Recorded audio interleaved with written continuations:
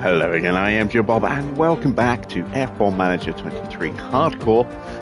Tonight, round 2 of Season 7. Can we really finally kick this women's revolution into gear and finish a race, which would be nice? Let's head to Jeddah for the Saudi Arabian Grand Prix.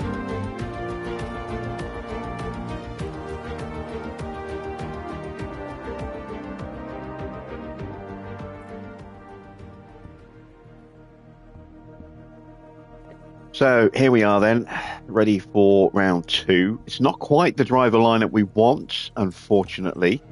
We haven't been able to get hold of Embry just yet. She is still a little bit too close to the start of her contract for us to try and swoop in and poach her.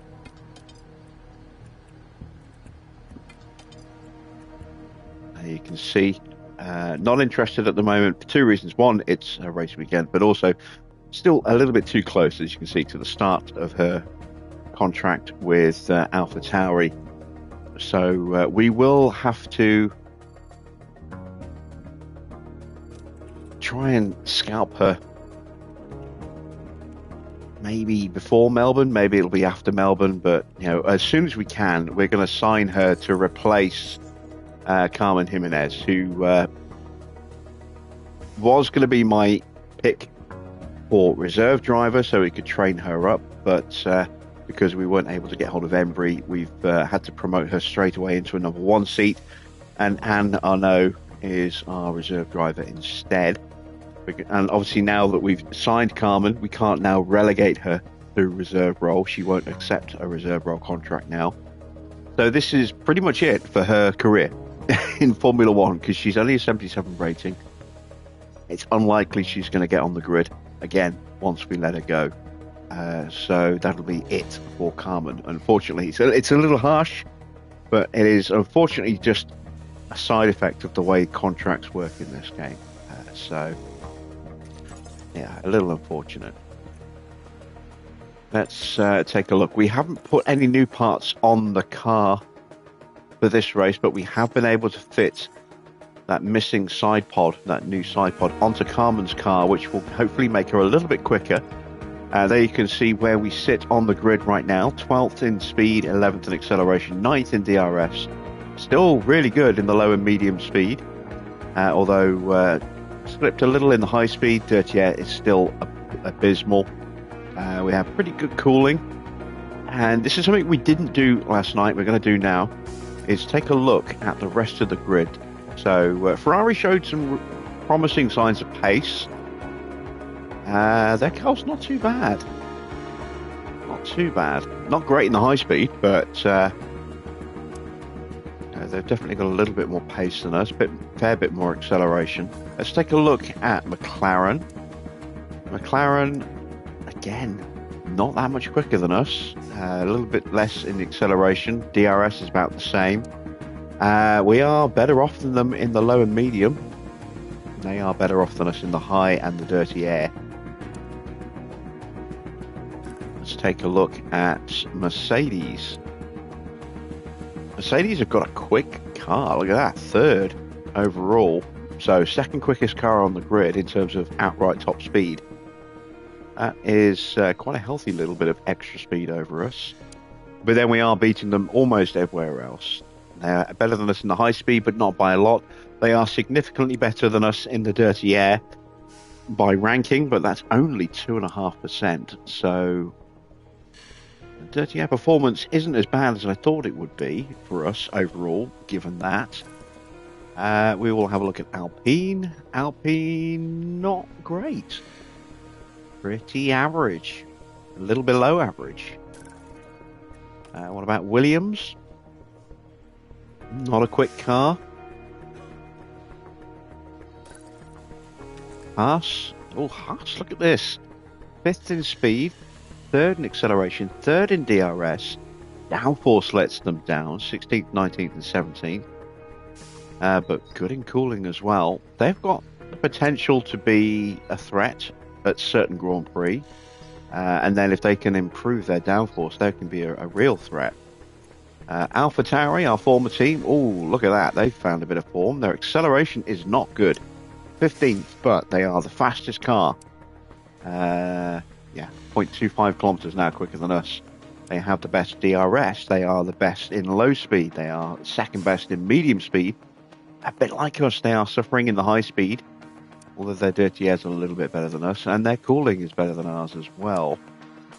So they have the potential. Let's see our former team, Alfa Romeo, 19th in speed. Ooh. Now, we didn't really do that much work on drag. We were focusing mainly on just trying to alleviate the losses in downforce. So it looks like we did a pretty good job with that. They are 8th in the low speed, 2nd and 3rd in medium and high, 3rd in dirty air as well. So downforce-wise and airflow-wise, we did a really good job for them. But they are lacking some speed. But they can take some drag out of that car. They can find some performance very quickly. And now we'll take a look at Red Bull. Red Bull best in the dirty air performance. And there you go, look. First to last, and we are only 3.5% behind them. So it's not massive gaps. High speed downforce, lacking a little bit compared to them. We're better than them in the low and the medium. Look at the difference in acceleration though. 1.85 against a 1.89. Yeah, they are definitely very rapid out of the corners. And then top speed, pretty much identical, just 0.01 kilometers per hour difference. We do have a slight edge in the DRS. Again, we're talking 10 ranks, but less than 2%, 1.5%-ish. So again, quite small margins in the ranking. So our car, I thought, was actually pretty bad. It's not as bad as I thought it was. It's just our drivers that are letting us down a little bit, it would seem, in terms of pace. Hey there, Mr. Water. How you doing, Victor? Hello to everyone else who's watching as well. Let us get some targets set then for tonight's race. So, we know that Carmen is not the quickest. How much slower she is than Donna, we weren't initially certain, because we had a difference in build in the car. Tonight we've got the same spec, and we're still early enough in the season without any engine damage that we should get a very straightforward comparison between the two. So this will give us a really solid indicator as to how much slower Carmen is to Donna. Let's see, the incentive is both cars in Q3. Well, we'll try with the DRS, not with DRS, so with the slipstream qualifying, but I don't know if we'll get it. I'm only going to guarantee one in the top 12, and we should get both into Q2. Fastest lap's the incentive. We can certainly try for that, but again, I don't think we're going to get that. Finish position, let's go 2 in the top 15. Nice and low risk. And then we've got a new finish position streak, 2 in the top 15 for 2 races, and we are 1 down in our quali streak. So with that, we are ready to head Jeddah.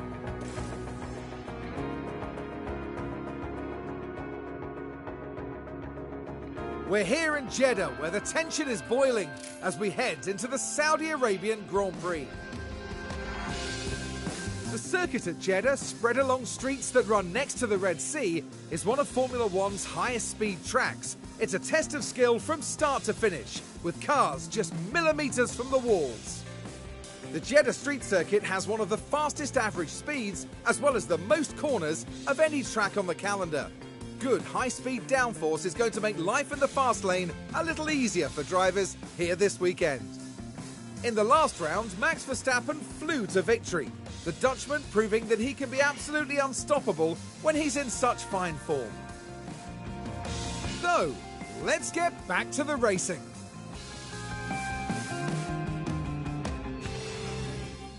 Evening, Dino. Right, let's see. We're going to go with soft tyres in this session. As with last night, we are not going to be looking at the book.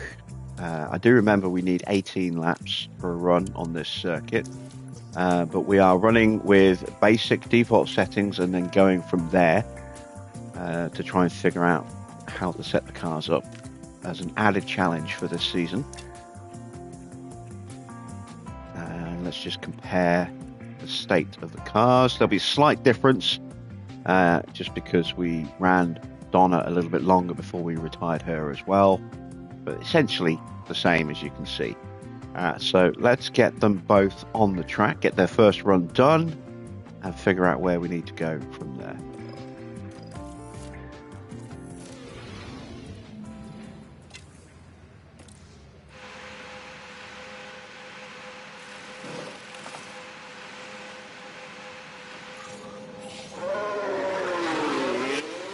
So Donna has one of those magical colour changing helmets that goes from yellow to green the second she drives out of the garage. The radio is good. You can hear me, yeah?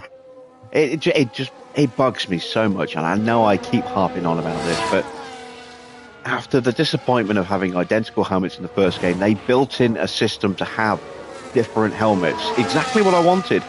Just a variation of the colour scheme, you know. And they have it built in. And it still doesn't work. It's ridiculous. It better not be a thing in the next game or else I'll lose my shit. Right, how much faster is Donna? This first run will be a bit of an indicator.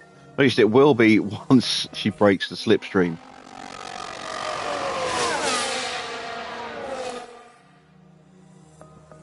Which will happen as traffic comes through.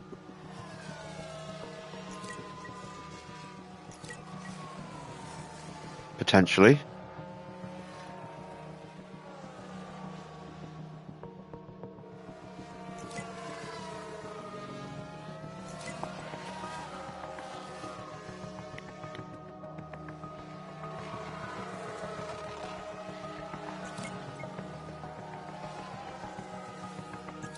Or not, it's actually got them closer together.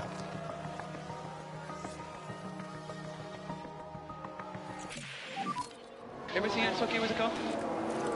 Oh, 9%! 9%! I have never seen... I've never seen a 9% before. Wow! 9%!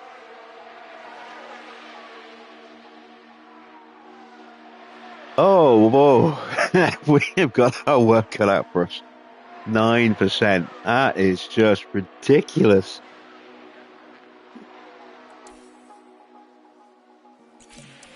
It's 9% for Harman as well. Does that mean they're both on the same setup? I wonder.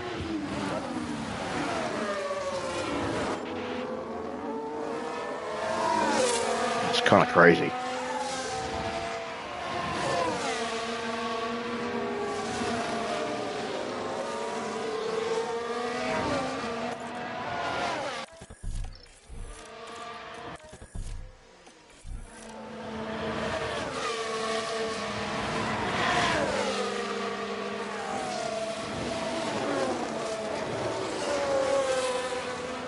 I mean, I've run default numbers like this before, but never ever have I ever seen 9%. I suppose it depends on which track you do it. But yeah, that is pretty shocking. Pretty shocking.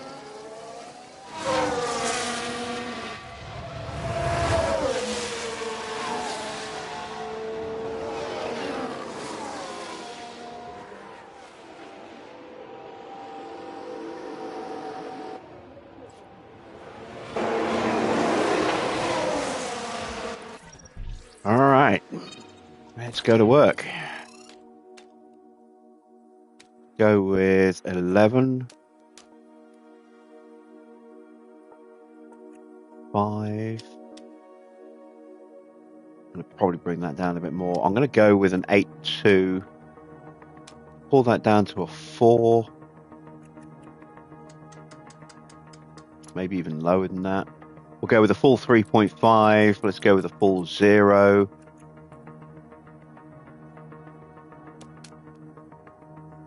Bring that back to a 3. Let's see what that does. Right, Carmen.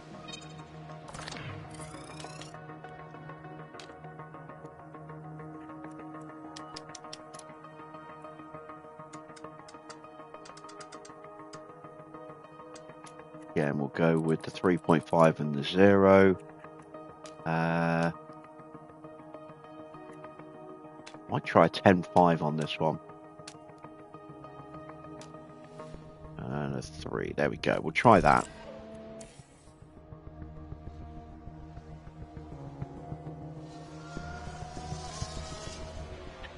This is going to be very interesting when it comes to sprint weekends, doing this.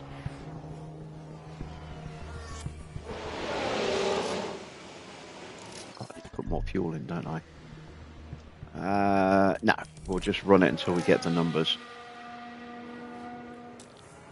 Right, I'll space them out a little bit more this time so we can get a proper kind of idea as to lap time difference.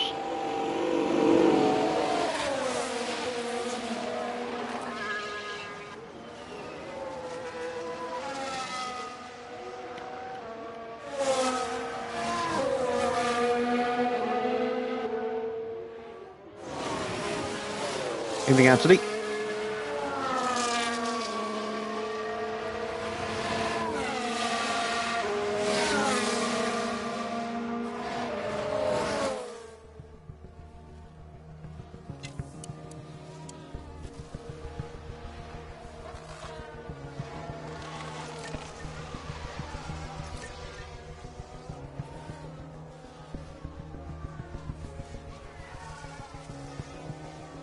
Okay, they're pretty evenly matched. Look at that.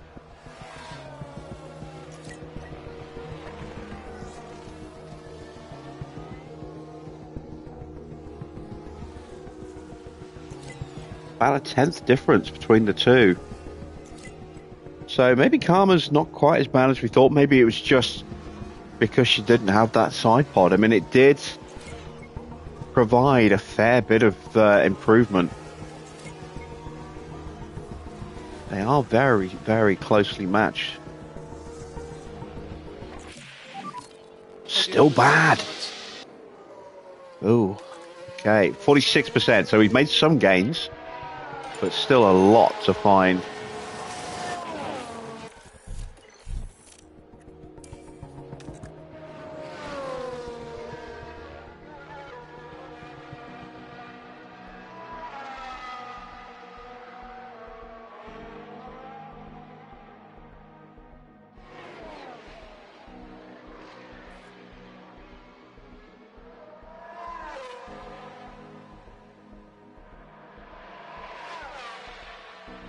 Still waiting for Carmen's feedback.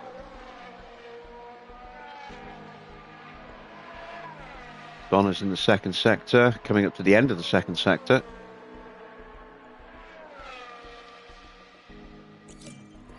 %55%, so how's the balance? A little bit better, but still not great. Call her in as well.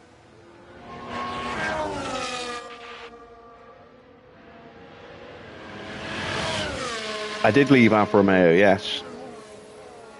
There was a whole vote and everything. You obviously missed it. Pay attention to the community tab.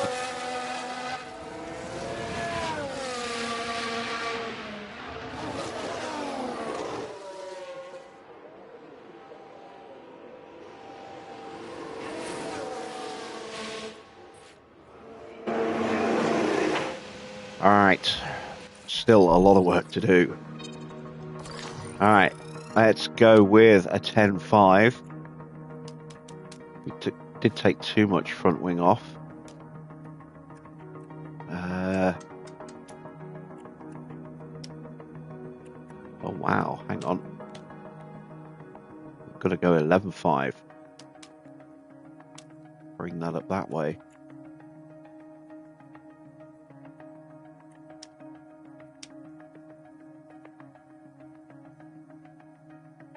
Yeah, let's go with that. I think maybe we'll go back to an 8.2.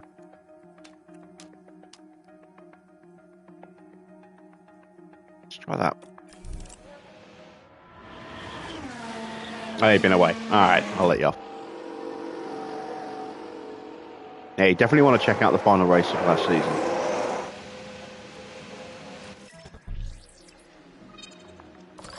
So, yeah, that has to be an 11.5. That has to be somewhere up here.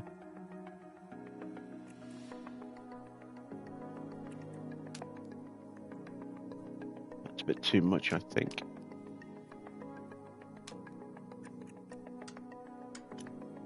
Or is it? I made that an 8.2.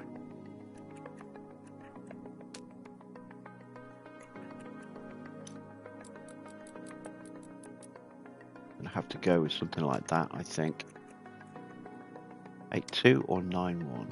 Let's go with 9.1. Pull that back a touch more. And I can pull that back to there. Yeah, let's try that.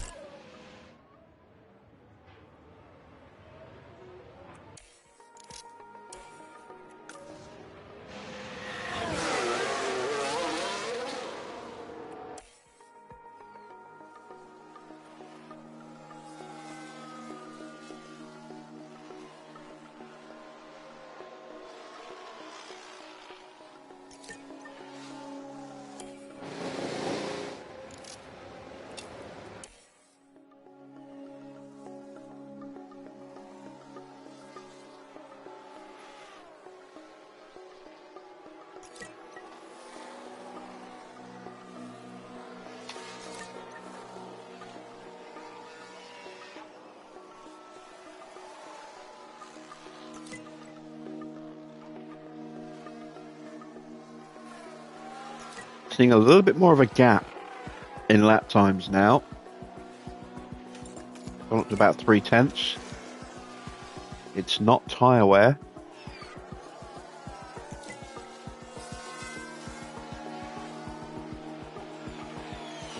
Maybe it was just traffic. What was the balance, please? All right, we're up to great. So we're making good steps. Up to 90%. That's a hell of a lot better than 9%. Evening, Baron.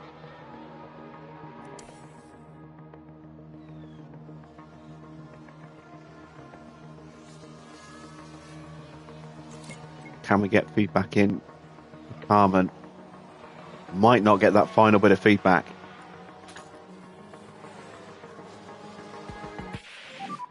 How's the tyres? Come on, give me the last bit of feedback here on this final lap. Yes, good go. 83%. All right, so a little bit more work needed there. How's balance?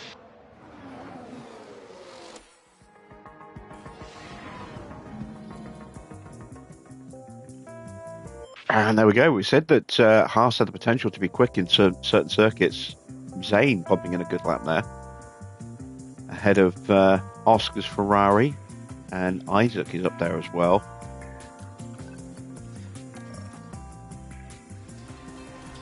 All right, let's get to tweaking.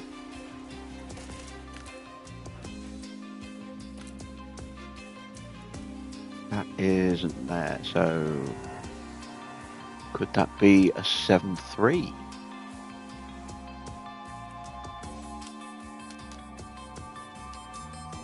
Probably not, no.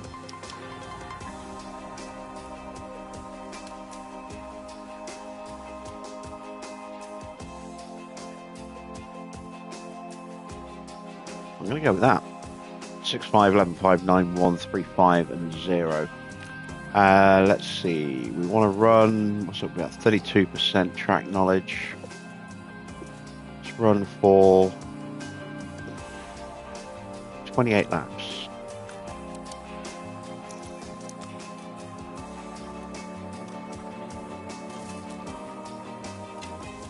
Maybe 28 laps here as well. Oh, only 27%. Let's go 30 laps on this one. And what do we need to change? Let's bump the front wing up.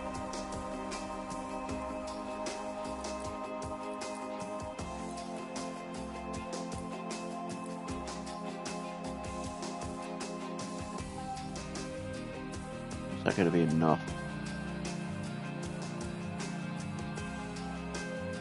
I don't think that's going to be enough.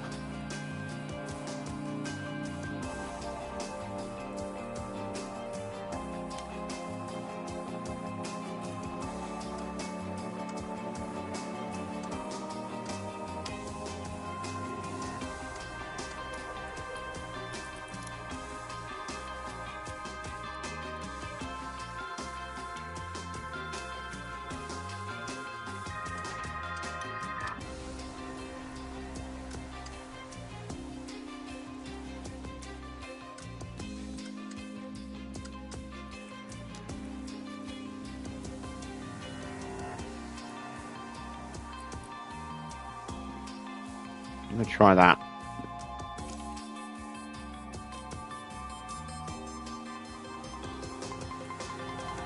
I'll put an extra 2 laps in as well. There we go. Right. Sending them out for second practice. Evening, Adrian. Track should be green.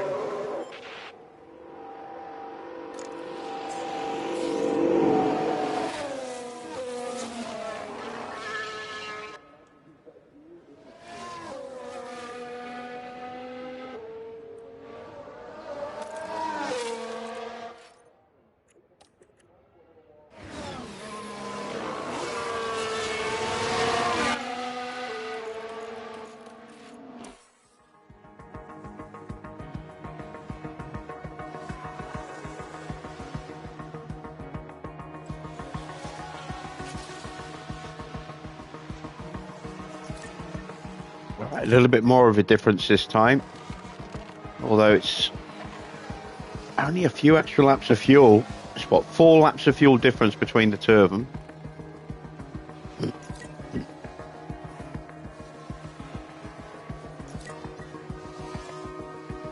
That's equating for an extra tenth and a half, 2 tenths maybe.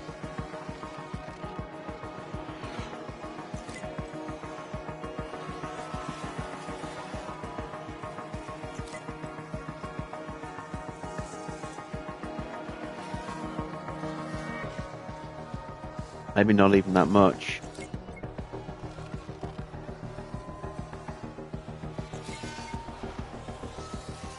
We will have 100% on car part knowledge tonight. That will help with our confidence levels. Over the car. We've hit optimal. Oh, look at that, 100%. Beautiful stuff. Beautiful stuff. What about Carmen?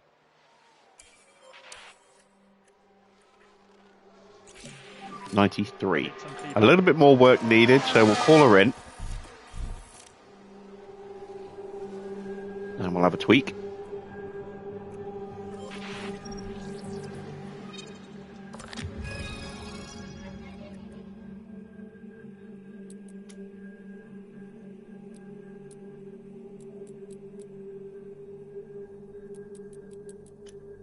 I don't think that'll be enough of a change.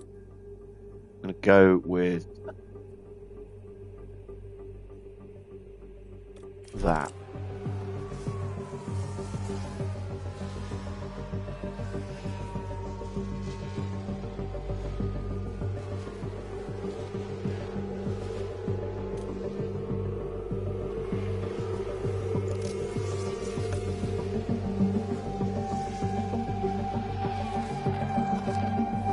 And now we just have to wait.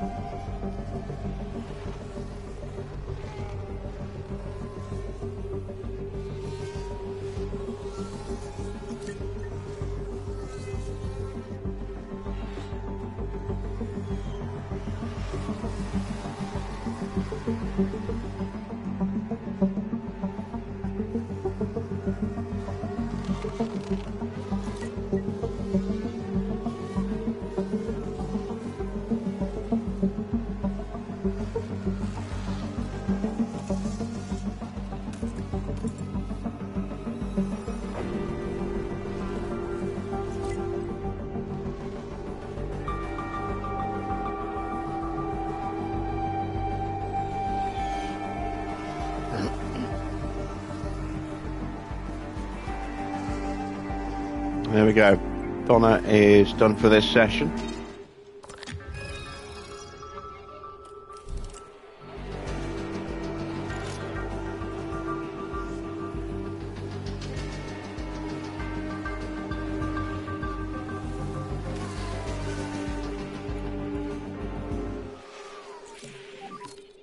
Oh, gone backwards. Oh, okay. Tweaked too many.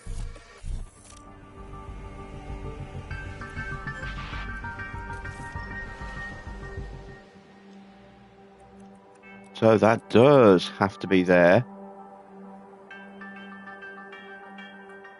I'm not convinced. I might have to try that and just hope that isn't going to break everything. Let's send her back out with a little bit of fuel in the car. We've got 11 minutes to go. 8 laps of fuel.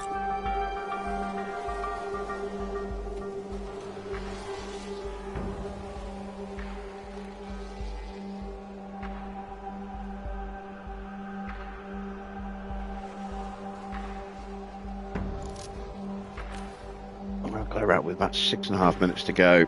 So she'll get 4 laps in. 5 maybe.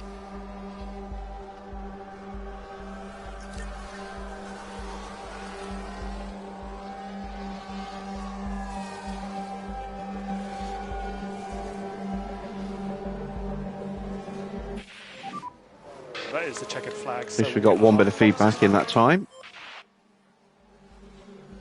Boost her chances. She needs to run long in the next session. Look at that, old Lancy boy, top of the timings this time.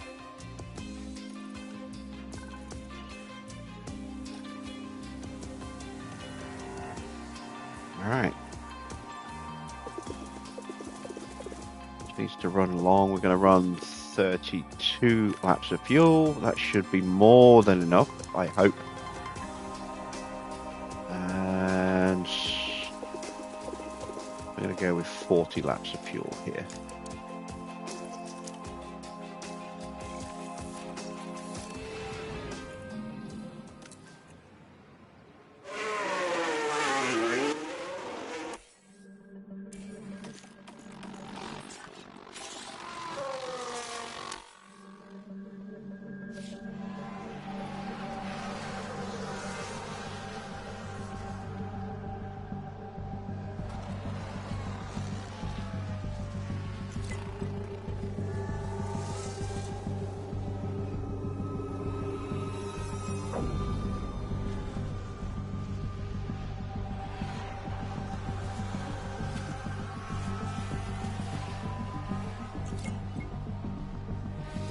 I'm hoping to get some points tonight. I'm not expecting to be challenging for the win or even the podium, but if I can get, you know, one of my cars into the top 10 by the end of the race, I'll be happy with some points, you know.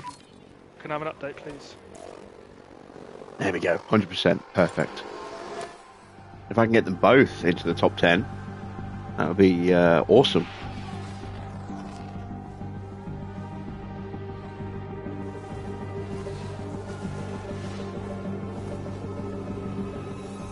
The car is still lacking a little bit.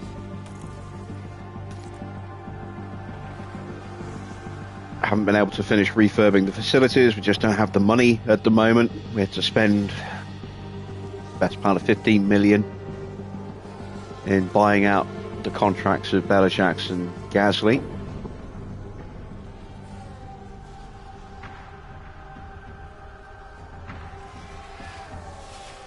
And that ate up a huge amount of our pre-season funds. Almost all of it.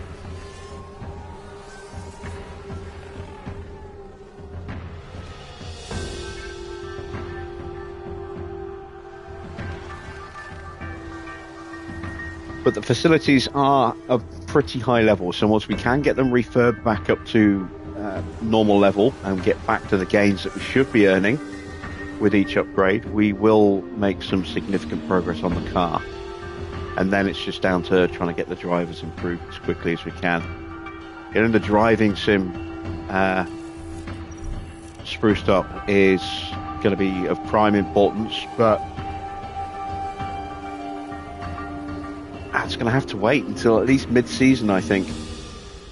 Don't think we can justify the expenditure on that yet.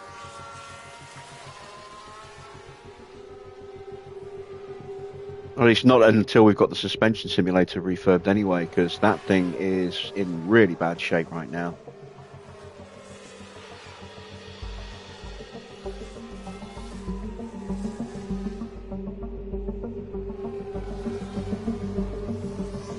And there we go. Took a little bit of work and a fair bit more time than I would have liked, but we managed to get both cars fully leveled to 100%. Track knowledge and car park knowledge also there, so both of our drivers will go in at maximum confidence into qualifying, and hopefully they will get on with their engineers quite well, quite quickly, so that we can avoid those huge confidence losses for being overtaken, because that really killed us in Bahrain, those getting overtaken, just seeing the confidence plummet, and then the incidents as well, with Carmen losing her front wing and taking damage to her suspension.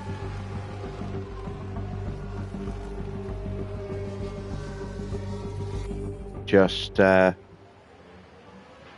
meant it was going to be no chance of getting her confidence back up. And then, was it a lock-up for Donna? Or a spin? Something happened with Donna and she lost some confidence as well. And it just, yeah, we wouldn't have got back into contention for anything. It would have been like our first season with Oscar all over again.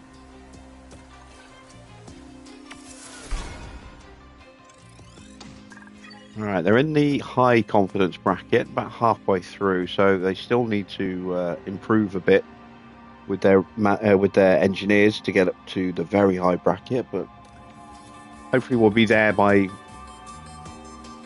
late season, if not a little bit earlier. Welcome everyone to qualifying.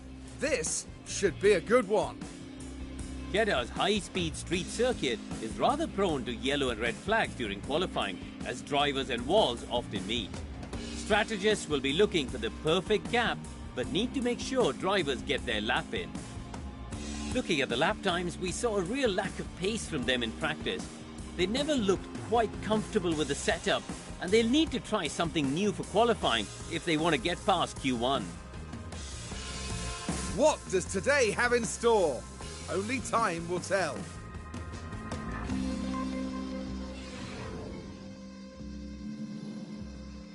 All right, no parts need to be changed, but we are going to go with a 2-lap switcheroo.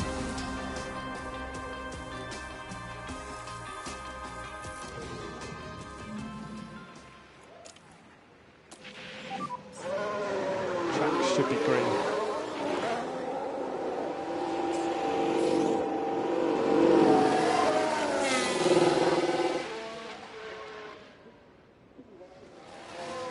We've got Lance Stroll popping out behind us. You can bring the tyre in.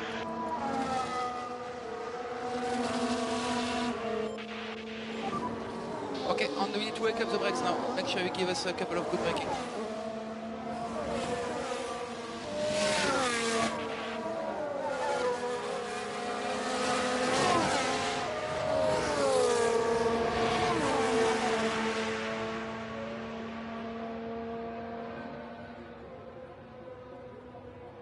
Donna drifting very close to the wall there.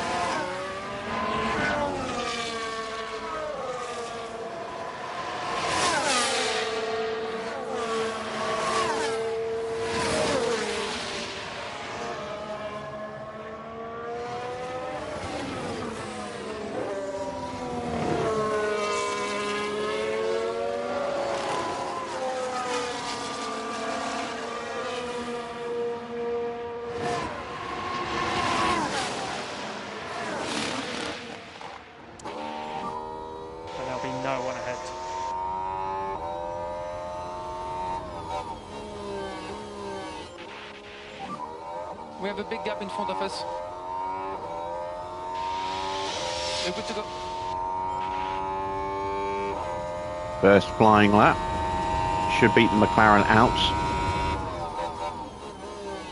Yes, we do.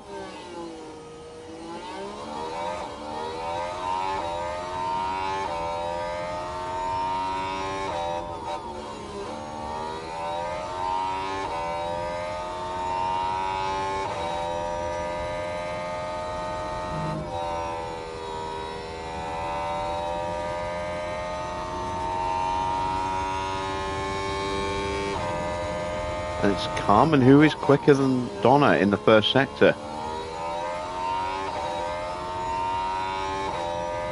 Didn't expect that.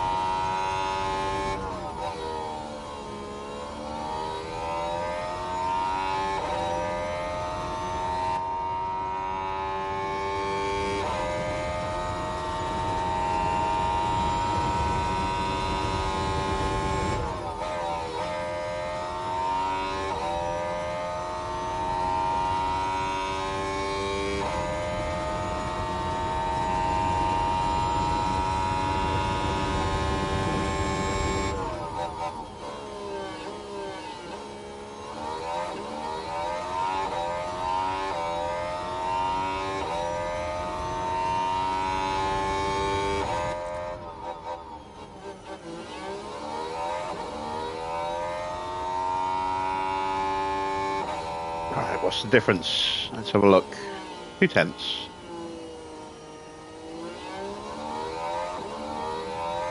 How far behind Stroll are we? Oh, we're a full second behind. Mind you, he had the slipstream. And unfortunately, I'm not able to switch them over.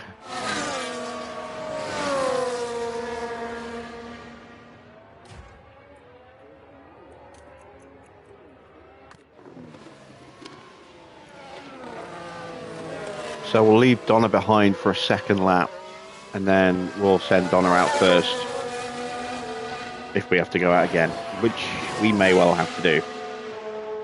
So we're about half a second slower than Sainz.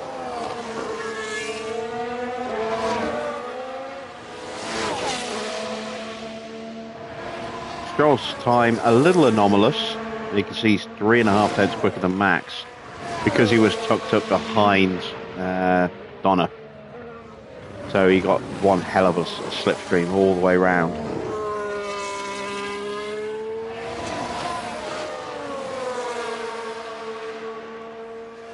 That could be good enough to stay top for the rest of the session, unless someone else can sneak a slipstream.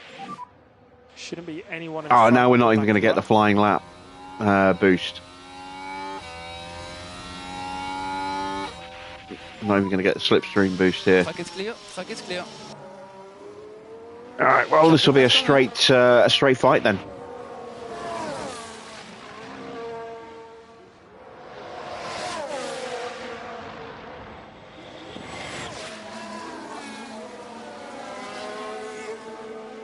A little bit clunky there through turn 2. That's not ideal.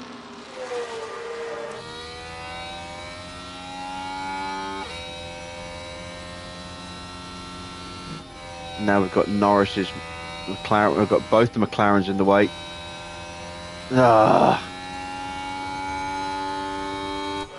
Awful start to the lap for Donna there. We've got to keep going though if we want to get that confidence boost for completing the flying run. But yeah, this lap's a bust. Carmen is improving.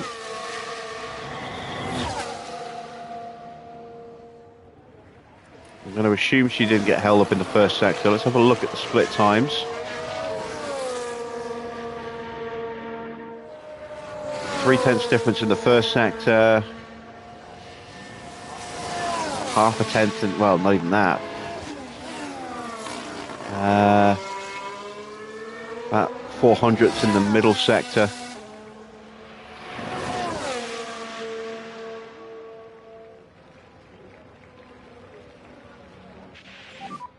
Drive to the Delta, and we are boxes lap. and slower in the final sector by little Make sure you under stay what? negative. Little over a Charge on tenth and and a box. half. Charge on and box.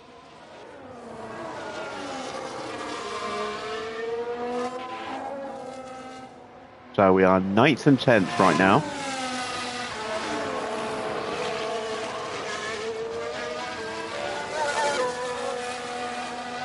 AKA last.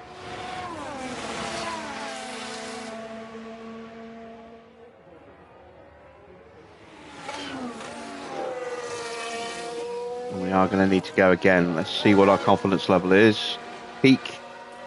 And, oh, full.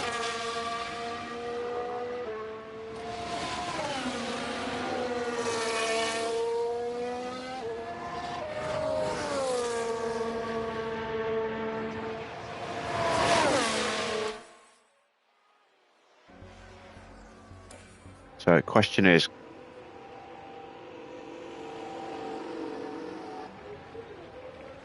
do we need new tyres?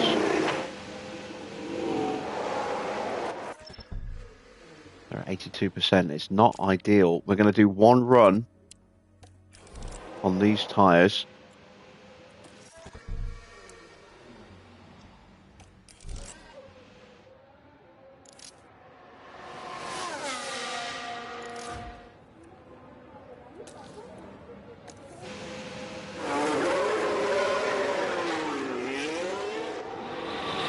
And then we'll go out and do another run on new tyres at the end if we need to. Which we may well need to.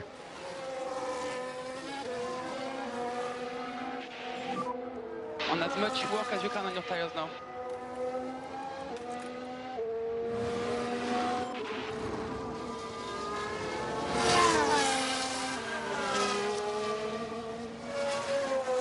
Charles Leclerc popping out behind us.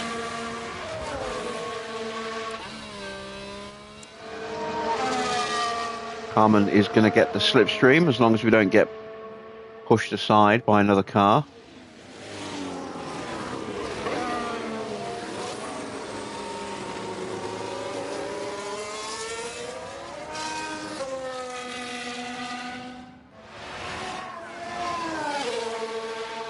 There's two Williams behind, and they're both on outlap, so that's good. That looks to be Maloney on an in-lap behind the second Williams. That might be Oscar Piastri coming through on a flyer, but he's not going to catch us in time. Giovinazzi crosses the line in 12th place.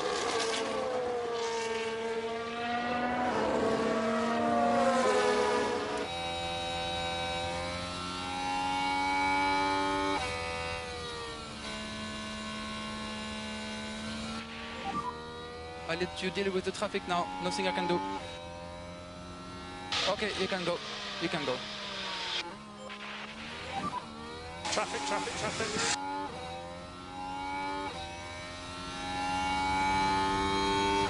Even that traffic's peeled into the pits, so no traffic.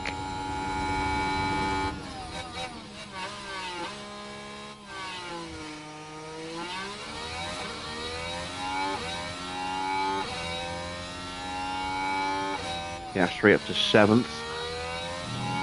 Yeah, this is more down to driver performance or lack of it than the car at this stage.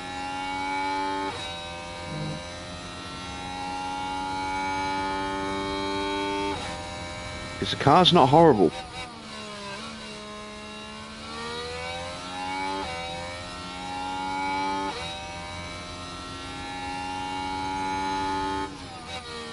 Not sure Carmen's close enough.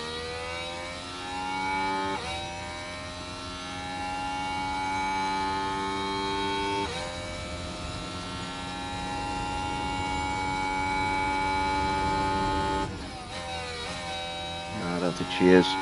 Donna's on an improvement. She's got traffic ahead.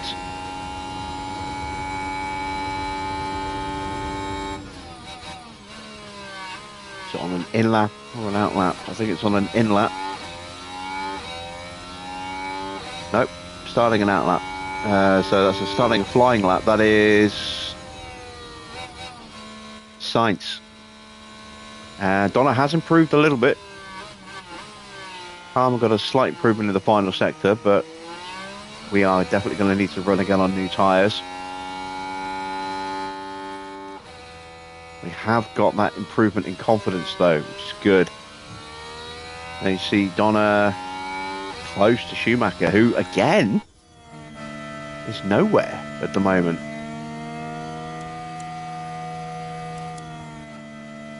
What is going on with Mick?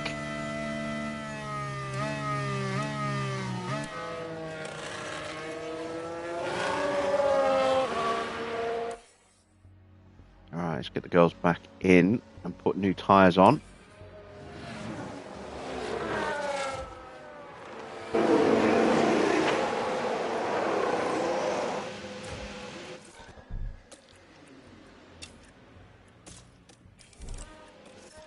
Just getting both cars into Q2 is going to be an achievement, I think.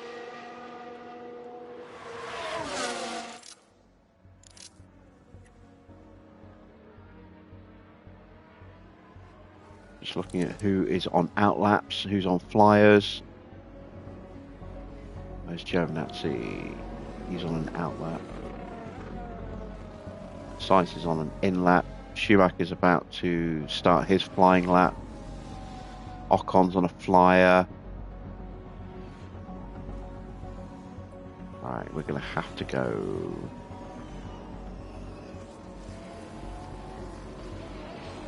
Now.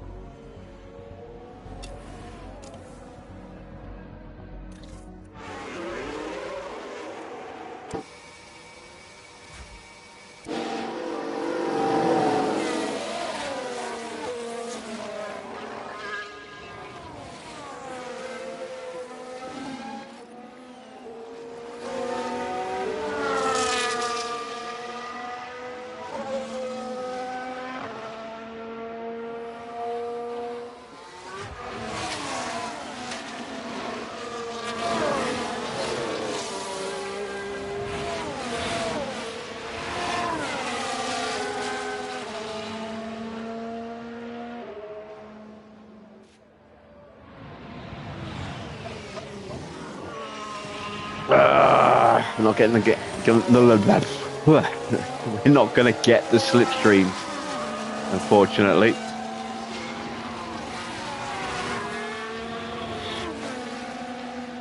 Or maybe. That's Stroll in front of us on his in-lap, getting in the way. And Carmen has closed up. So maybe she'll get the slipstream after all. We've got a Ferrari about to come through. That is on an outlap, I think. That might be Oscar. It's either Oscar or Russell. It's Oscar.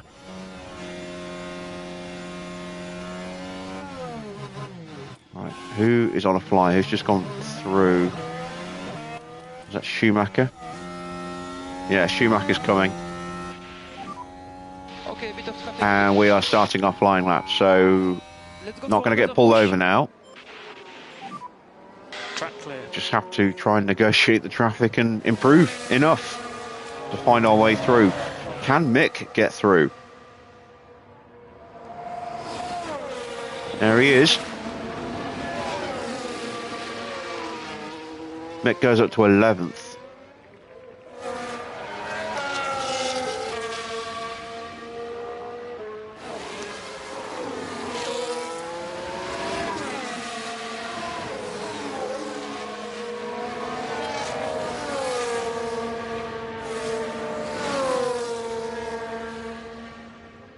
It's definitely closer this time.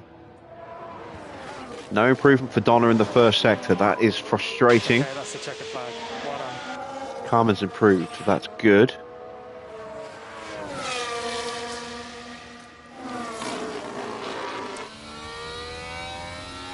Carmen's flying.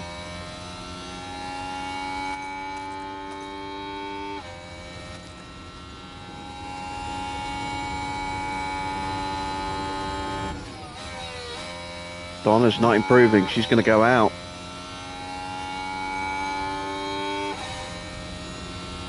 Unless she pulls out an almighty final sector.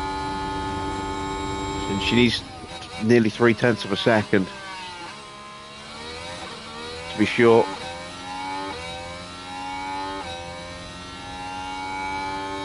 Real chance for Carmen to get through though. And she does, up to 8th. Donna starting 19th. Ouch. So when we're in the tow, we're quick. When we're in clean air, we're not. That is painful. Supposed to be my star driver, Donna.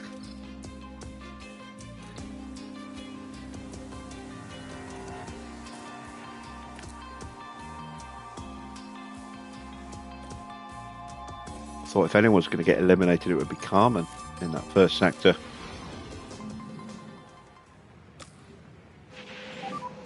Okay, so that's a green light. This is going to be a ridiculously slow lap.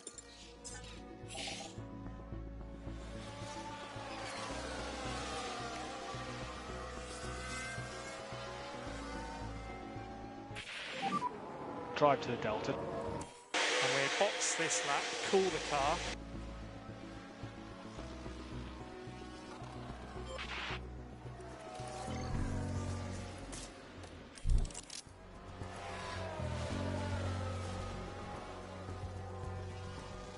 They see very slow. 1.4 seconds nearly slower than Charles. Gonna wait till the end. Do one run on these tyres that have done a single flying lap run.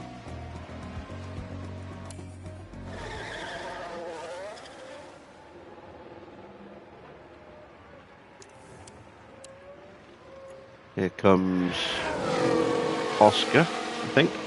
No, that is Joe. And we've got a Haas popping out behind us, and I'm not sure we're close enough to get the tow from Joe.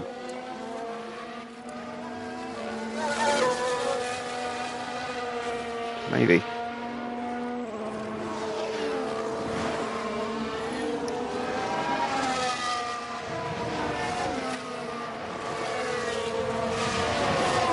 Can we find something? Oh wow, Max is down in 14th.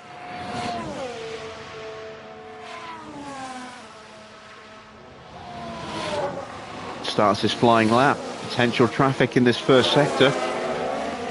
Definitely potential traffic in this first sector.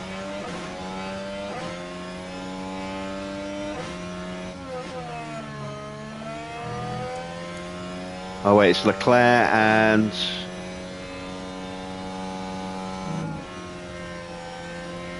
I don't know who else. Is that Leclerc and Piastri?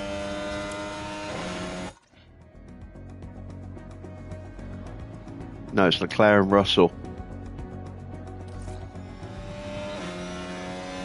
Alright, Max should be fine. If anything, Max is going to get an almighty slipstream, and it's going to be Leclerc who struggles to improve.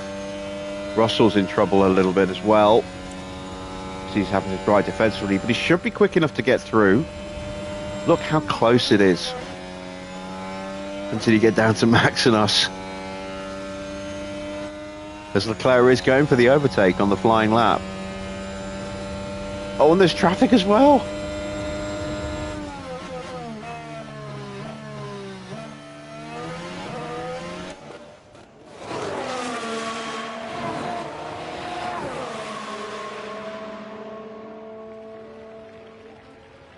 Max goes quickest with that slipstream. Can Carmen improve? I think Joe has dropped us already. Yeah, we are not going to get a tow from Joe, and we are going to give a tow to the Haas. Although that's not really in need of a Haas. A tow, I don't think. I think we'll be lucky if we can get ahead of Tsunoda at this rate.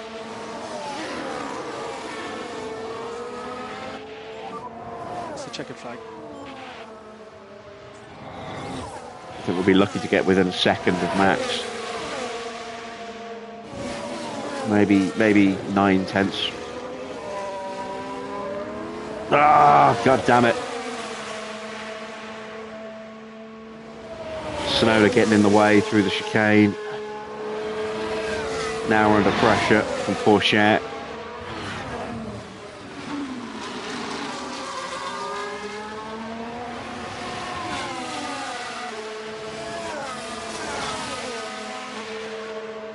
Across the line.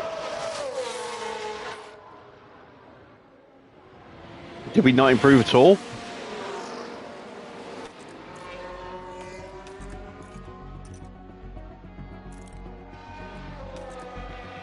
Look how much time we lost in the final sector. We lost over a second in the final sector thanks to Sonoda. How much were we up by? We're up by 2/10, 4/10. We're up by 4/10. Going by that, we would have got maybe to within a second of Max, but yeah, we wouldn't have improved, I don't think. Oh. Yeah, that is sobering to see just how slow we are when we're not in a slipstream.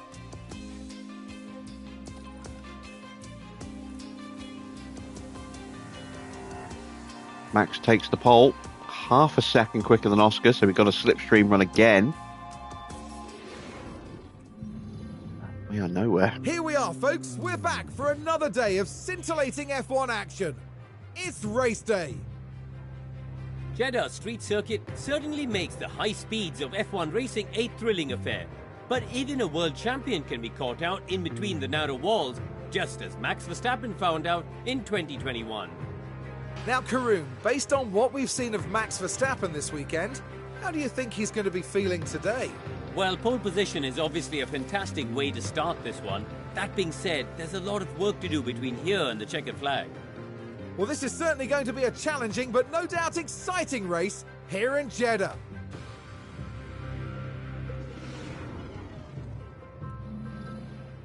So, not a great starting position, and 15th and 19th. We are definitely up against it. We are one stopping. We're going to go mediums to softs. We're going to try and maybe look after the mediums a little bit in places so we can be aggressive towards the end of the stint, and maybe also just stretch a touch and go aggressive on the softs. Also, starting on the medium so I can cover us off in case there is an early safety car. It's not like we're going to be dropping a lot of places, and if that happens and we get a safety car maybe around, say, lap 10, then we can come in, throw on some softs and do that to the end.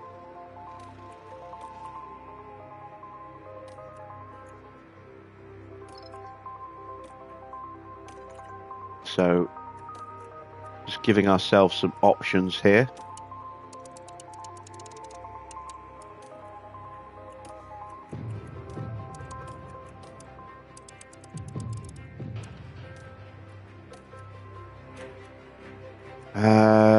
Let's go with 2 extra laps of fuel.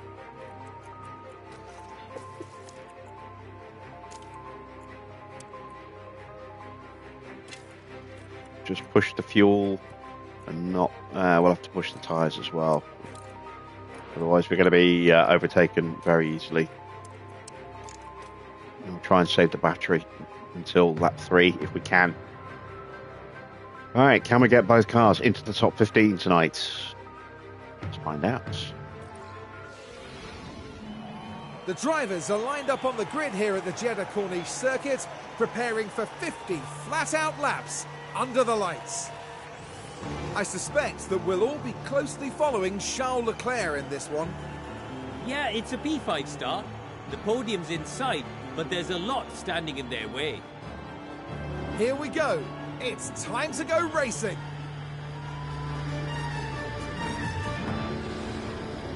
We're now moments away from this, the Saudi Arabian Grand Prix. And it's lights out, and away we go. This is your race now.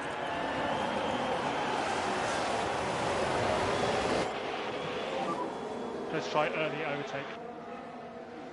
All right, there we go. Don's off the place already.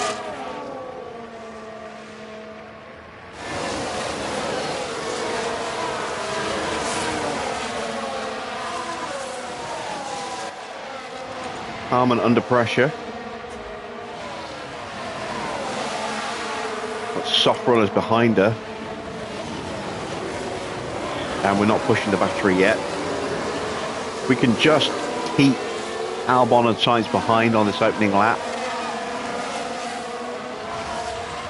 We'll have a chance at moving her forward a little bit.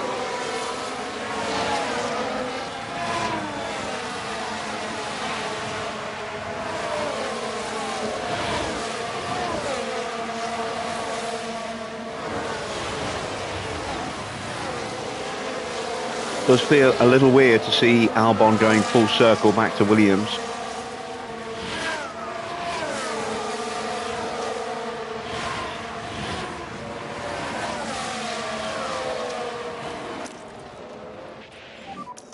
And overtake is available. Can we get a launch on sights here? Probably not.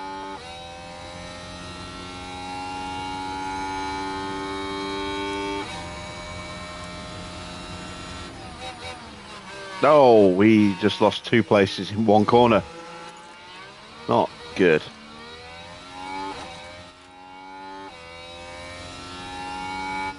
So let's How take a did look at that the happen? replay. Right, we're taking the second corner. The opportunity There was no begging real to be threat. taken. And then she was just very early on the brakes and they just both dive bombed her.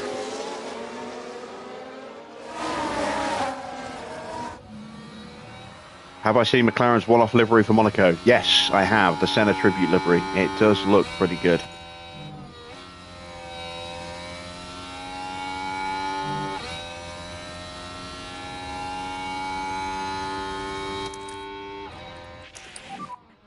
Charge on.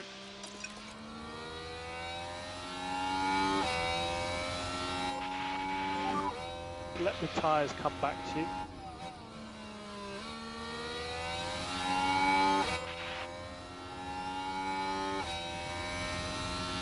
Do I let my drivers fight?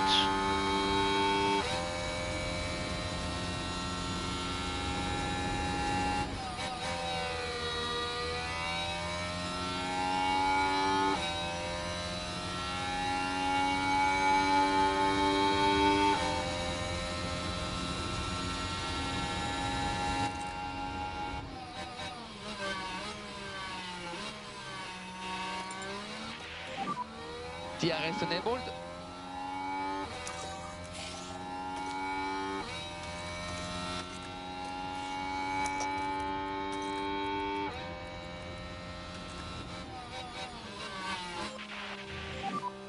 Press overtake. Only if I want to repair, Bill. Yeah, no, I thought about it. Click overtake, please. I don't want Carmen to lose confidence even more, which is why we switched positions that way. Unfortunately, she also lost another position. Donna is a little bit quicker, so it makes sense for her to be a little bit higher up. She's also much more confident at the moment as well, so that'll help boost her pace.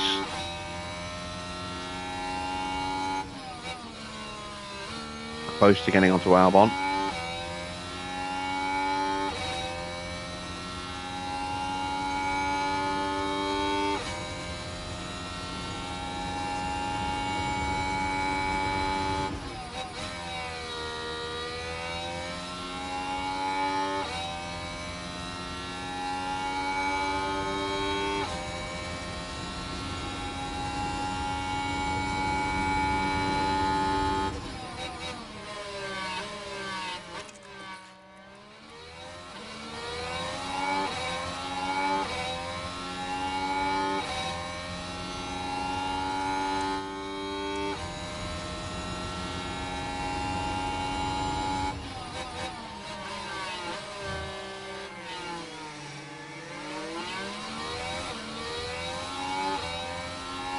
See him off. There you go.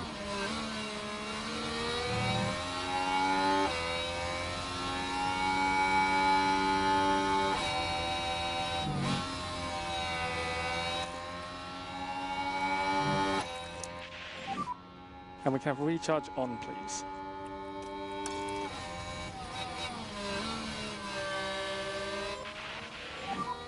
Okay, to pick up the pace.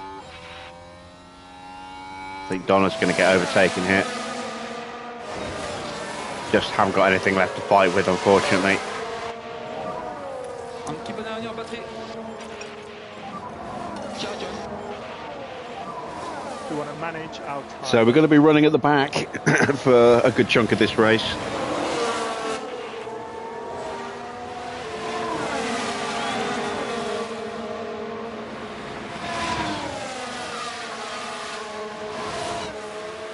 There goes Maloney.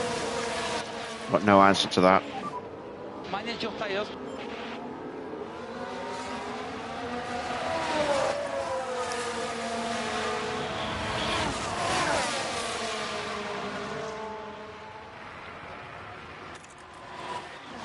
Confidence is still good though. And Carmen has recovered.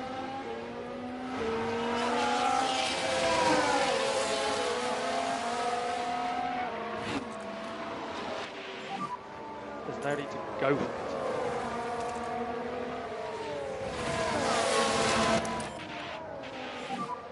Charge on. Now we'll try and make sure we don't get dropped by Zane Maloney.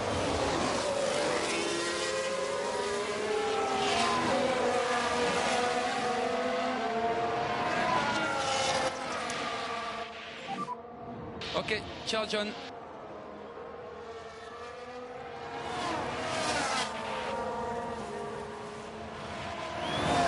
There we go.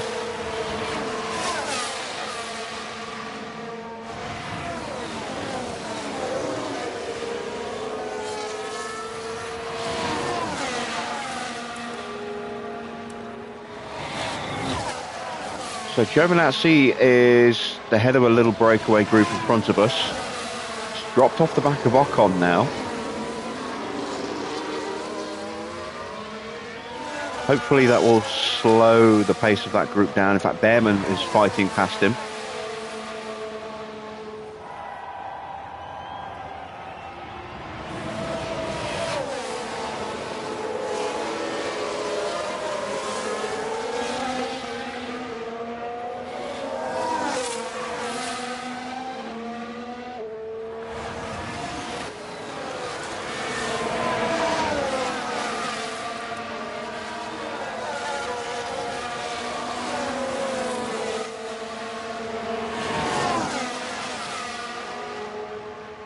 A little concerned that Maloney is getting dropped every lap. Means we're just falling further and further away from the cars that we want to try and get onto the back of.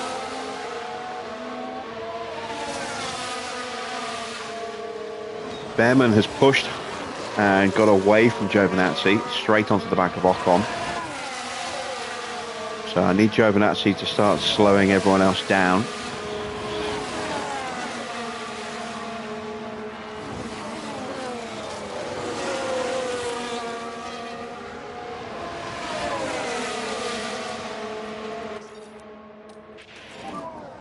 Just keep looking after your tires.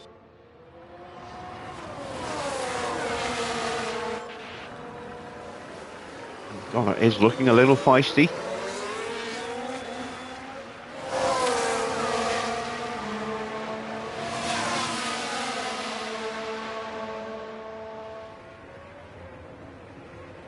Oh, no, he's going to get both of us.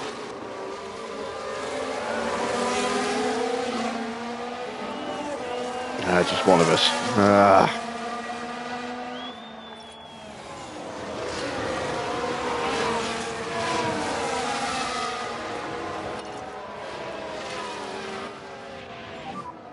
Okay, you can pick up the pace.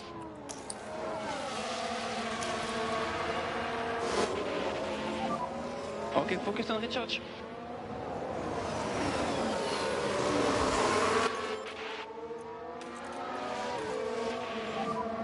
They've been making mistakes, so let's put them under pressure.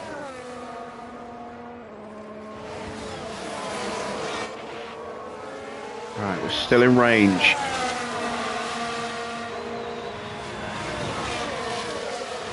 That'll help keep Magnussen behind. Maloney's now 4 seconds off the back of the cars in front of him. Sainz has got past Giovinazzi, but has now linked the train back up again.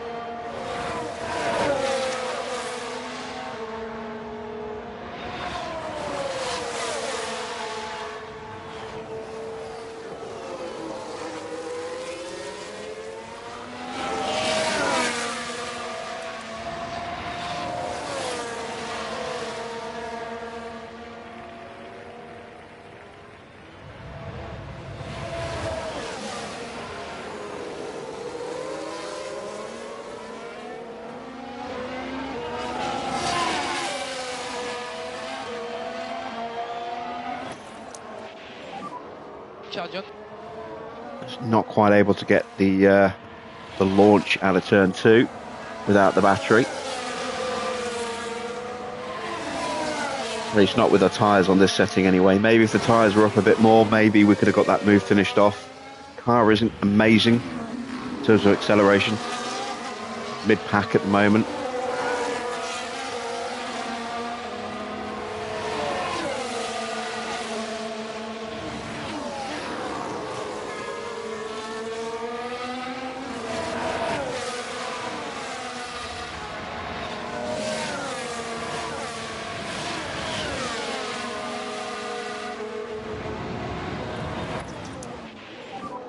Recharge on.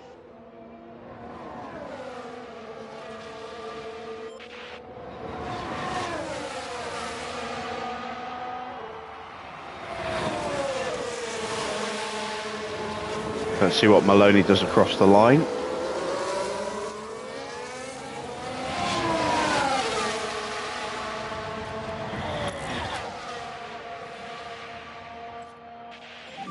.132.3. It's comparable with the cars in front. Let's try and complete the move this time. On batteries. Again, didn't have the launch.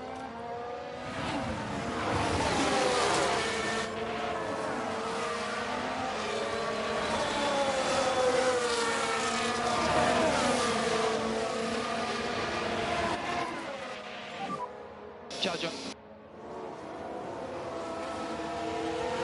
Feels weird being this far off the pace.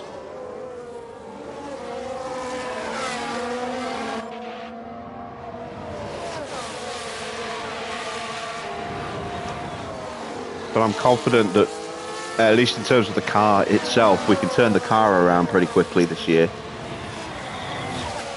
Not sure about the pace of the drivers though. That might be a little bit trickier.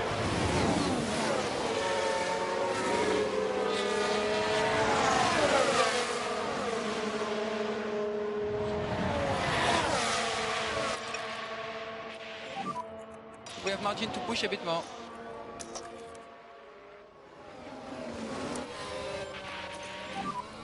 If you can, push.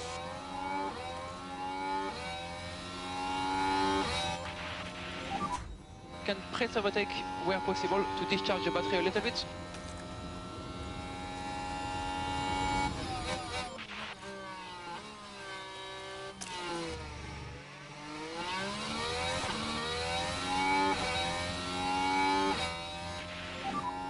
Can use overtake. It's nice to see Oscar fighting at the front again. Scrapping with Max. Max has pushed those softs pretty hard compared to someone like Norris.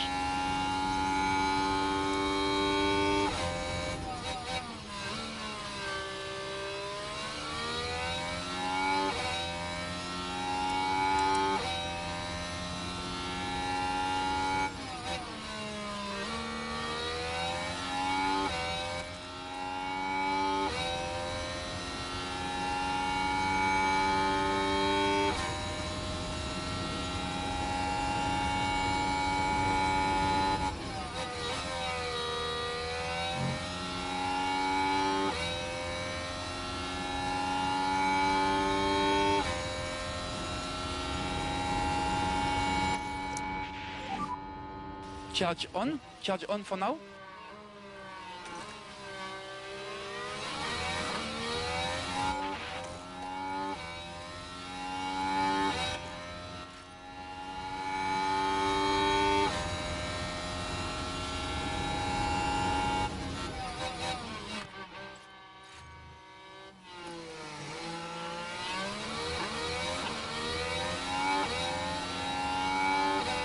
Perfect.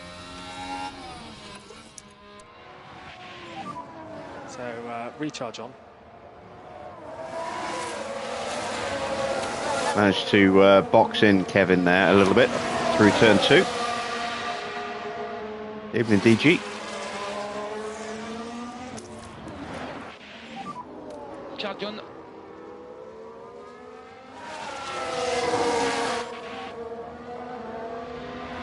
And after all that, we have not really closed the gap to the car in front. It's still nearly 5 seconds behind them.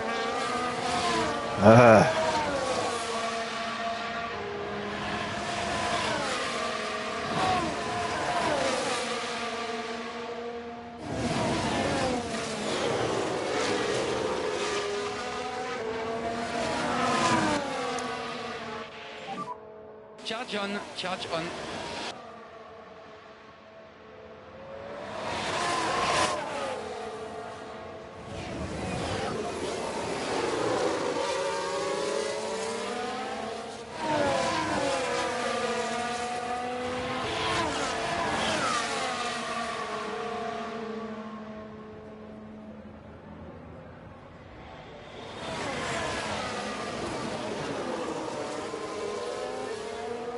Carmen is looking No need feisty for again. battery is full. Don't want her to do.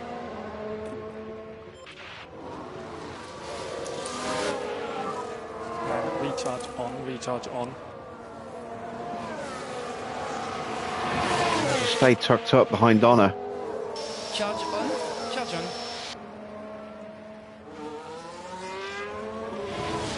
All right. Yuki and Porsche have dropped away, but Maloney's pace isn't quick enough to close them down. He's still half a second slower a lap.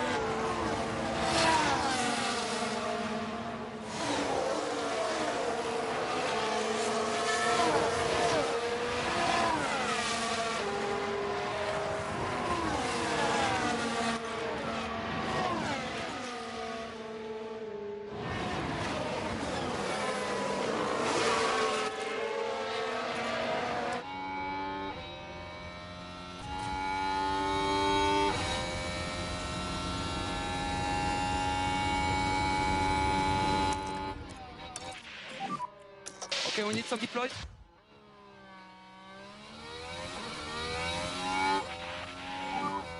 Overtake is available.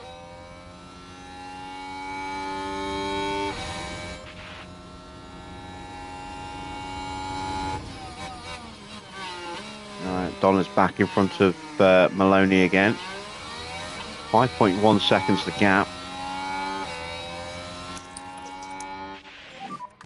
And recharge on is okay, please.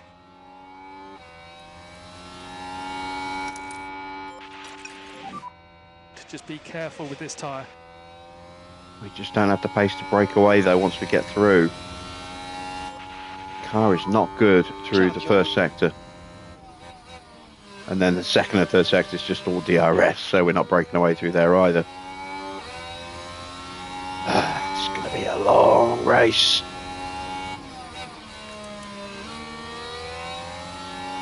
We're not even looking that good in terms of tyre wear against the rest of the grid either at the moment.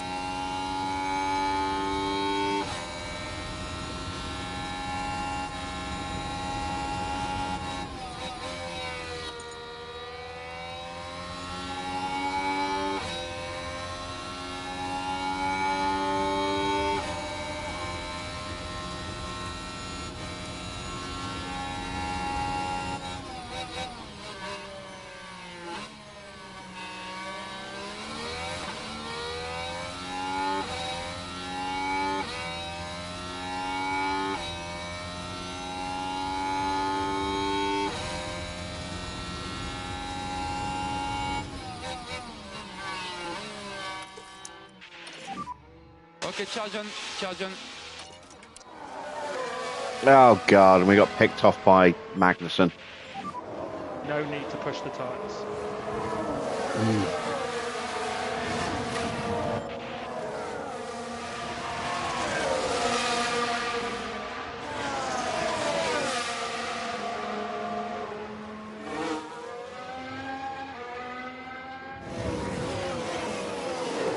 So yeah, this is going to be a very painful opening half of the season on the evidence of the last two Grand Prix. Well, this one and the previous one. As I say, once we get our facilities back up to the level that they should be at, that will help. The drivers are lacking in their skill sets at the moment, which really doesn't help. Let the tyres come back to you.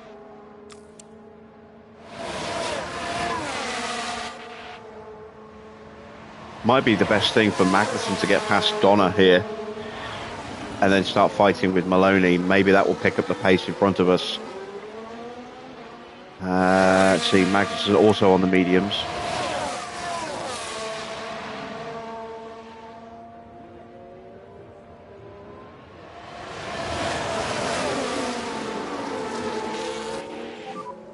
Battery is full. Because right now we just don't have anything.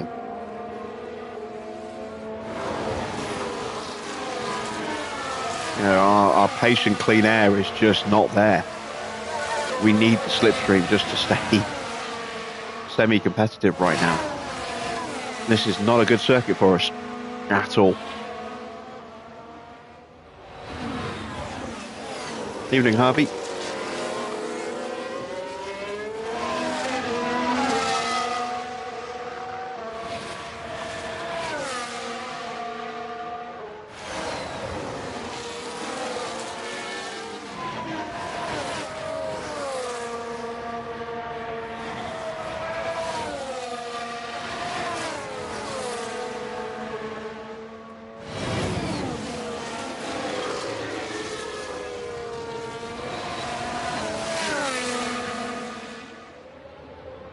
Still, look how close it is at the top.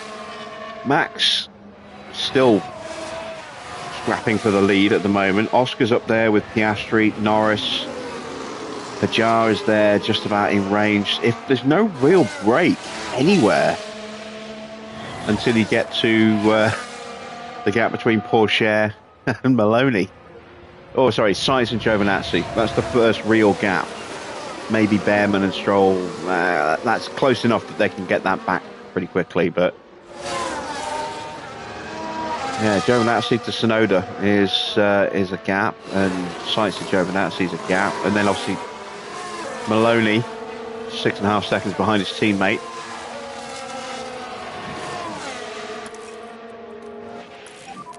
Charge off.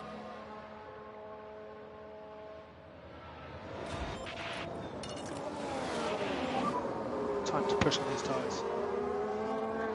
But the rest of the field is pretty much one long continuous DRS train from 1st to 13th.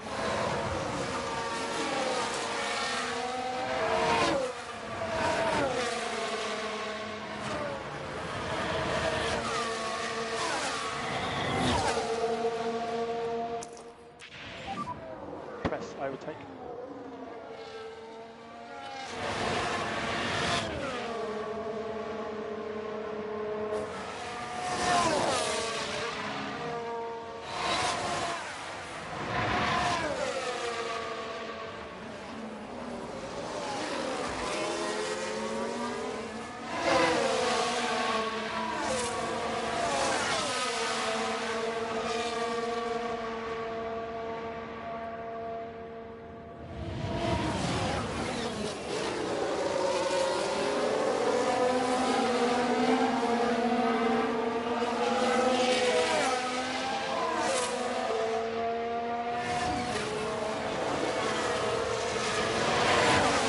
You can see I'm struggling to get Harmon back in there.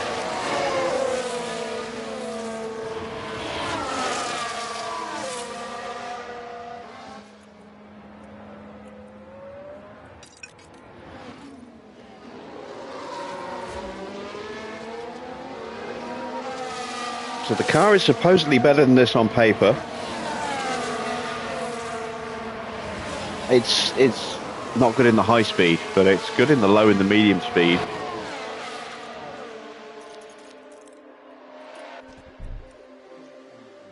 Unfortunately, There is a lot of high speed on this track, but yeah. All right, she's back in range. Recharge on.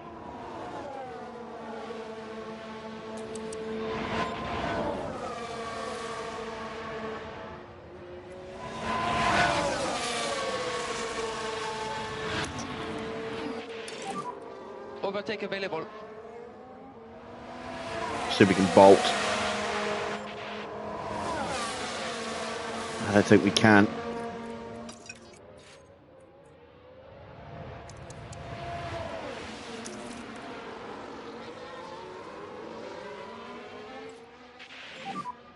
And recharge on now is okay, please.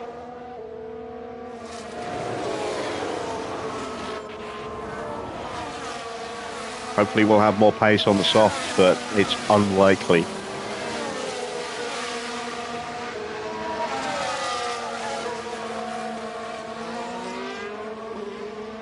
Wow, what's going on with Tsunoda? He's dropped all the way to 16th. Has he boxed? No, he's just had a really poor few laps.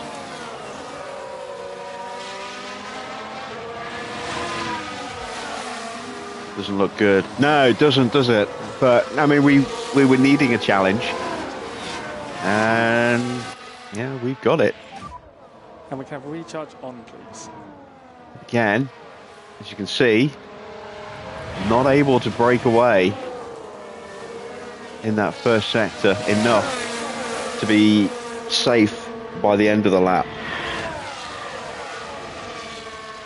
I'm just fighting a losing battle, trying to push the pace. Charge on. All right, first stop, Alex Albon in to get off those soft tyres. Sainz will be in, if not this lap, then the next one. He has gone mediums, that should be him to the end. And we've been overtaken again. Charge on.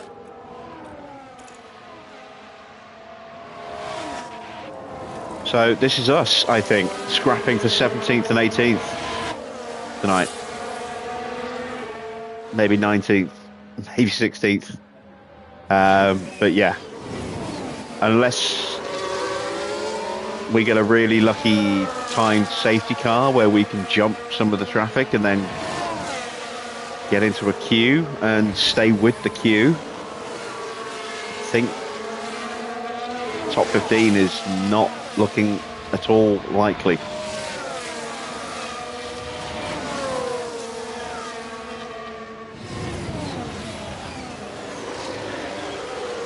That's really disappointing.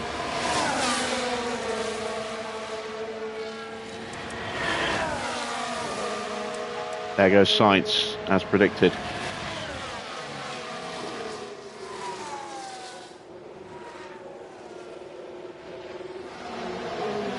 It's medium for him.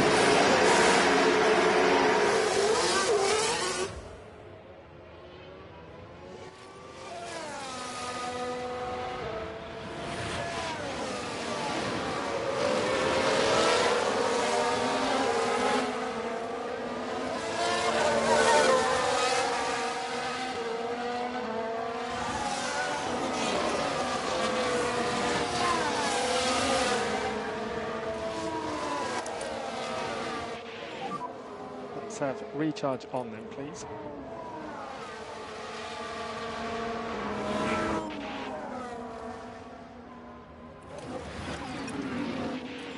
And that's the spare fuel. A little bit more Lyco.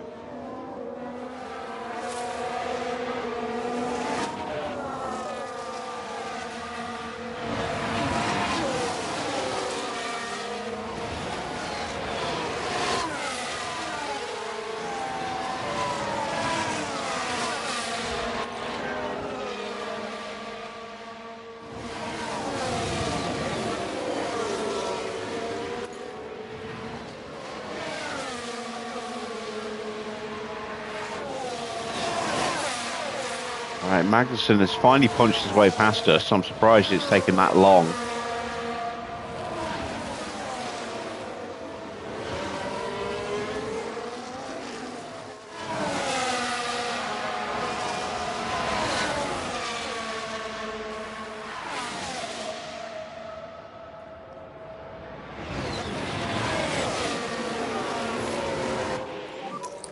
Battery is high. And we're about to get Albon and Sainz attacking us, as well as, is it Schumacher? Yeah, Schumacher. They're all getting ready to overtake us, having stopped. So we are a pit stop down on the 3 cars behind us now.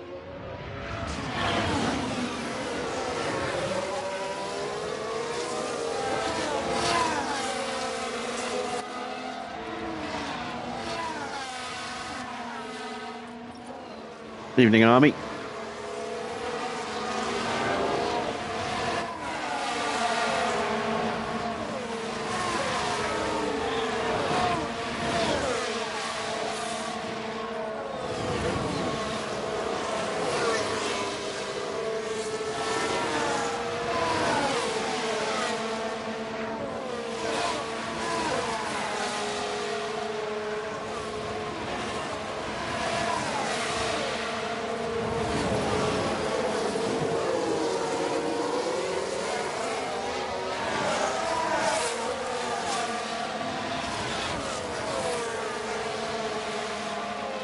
Magnussen immediately has pushed the pace,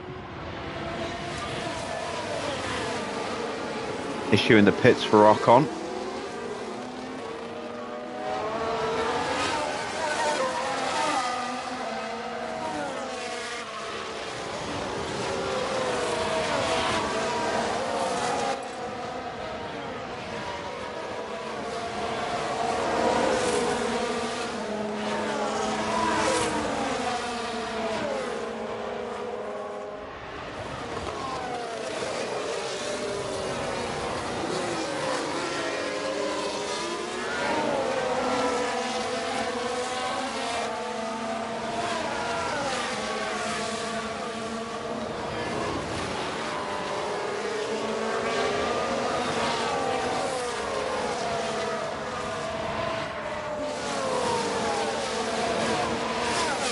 I'm not looking forward to Melbourne.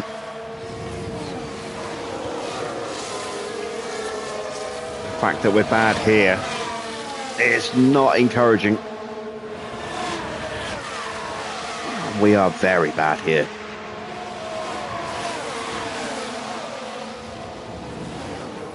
Oh, nice little lunge there from Alex. Gets up the inside of Sainz.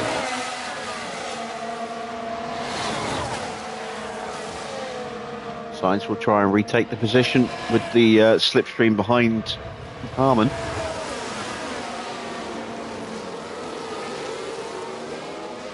And there he is, slipping back up the inside through turn 2 and gets the move done.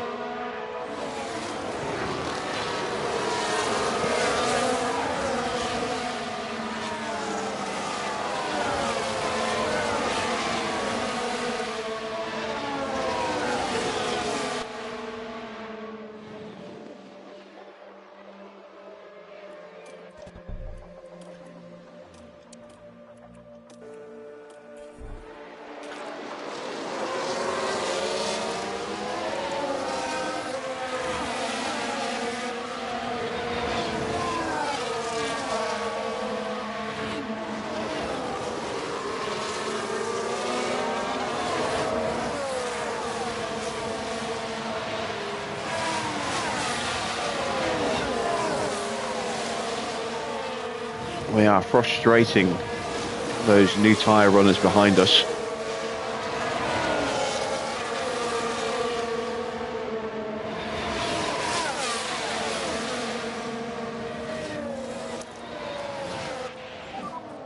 On click overtake, please.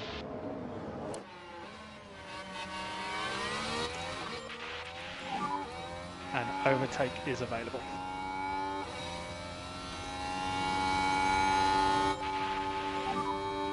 Okay, keep cooling the car now. Oh, that's so annoying.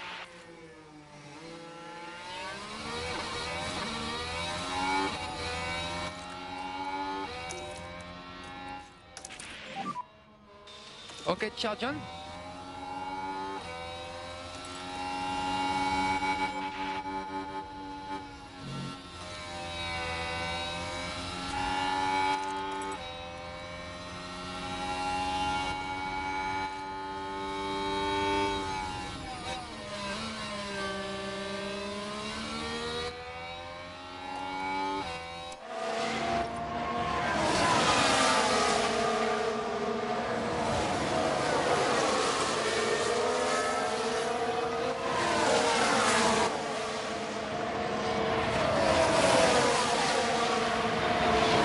This is crazy. Look how condensed this is.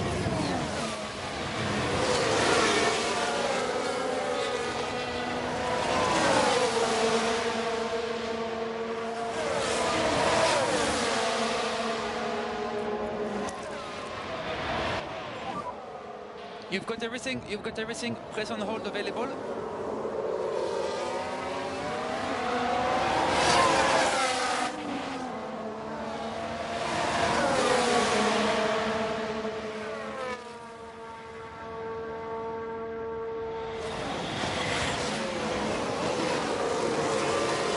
Oh man, how is there no contact?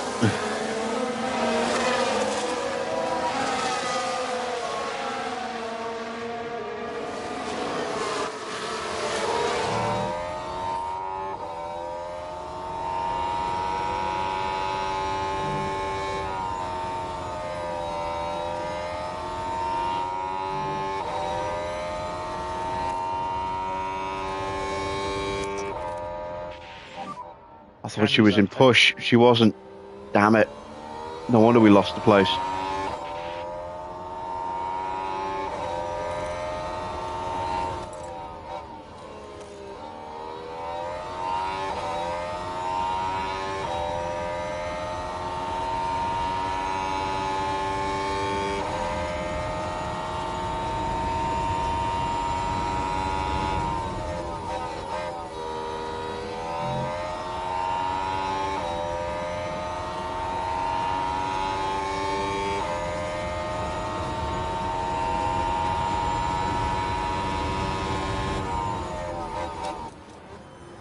And that's what it looks like from further back.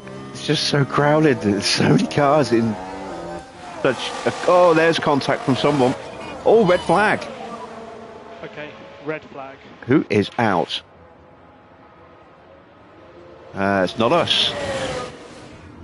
There's someone high up. George. Oh, yeah. Just parks on the racing line. Fuck indeed, yes.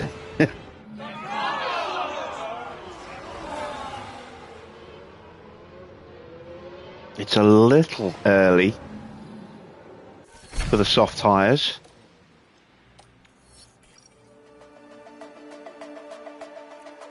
But not by much.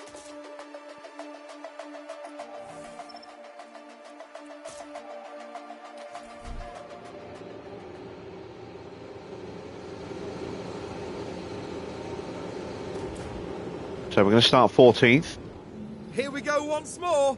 The track is ready, and so are the drivers. And it's lights out, and away we go. Let's see who's on what tyre. Everybody's on softs apart from Max, Norris and Schumacher.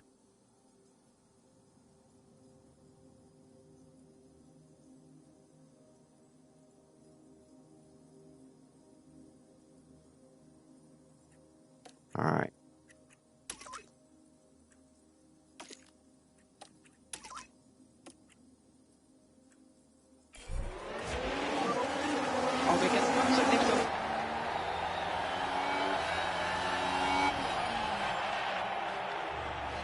Awful start.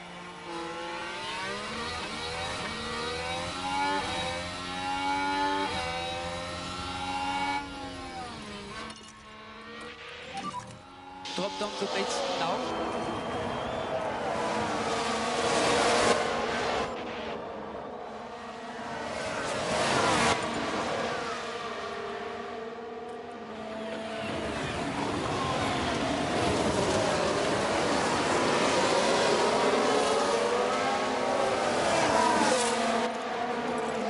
But this does effectively kind of turn the race into a sprint. Max and Norris down 10% on their tyre life compared to the rest, but they are on a more durable compound. You want to manage out. Could see them move up through the field. I wonder if we'll arbitrarily be given some points in the pit stop competition tonight.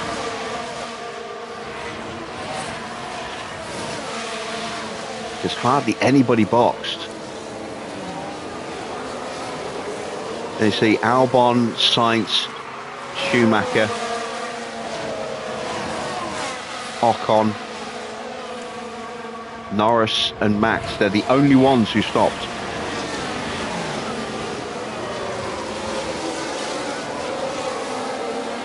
Everyone else changed their tyres under the red flag conditions.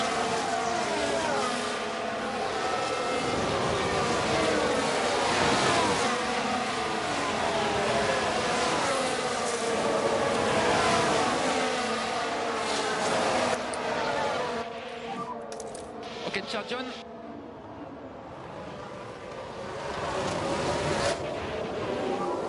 So recharging.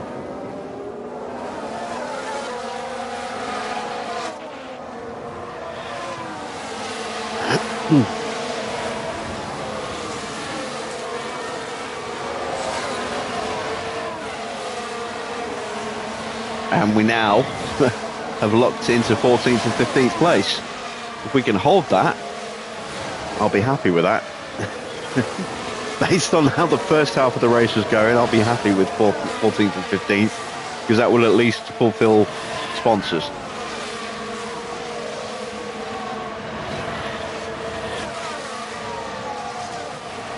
But I was hoping for a chance at points tonight, and unless we can be clever with tyres, don't see that happening.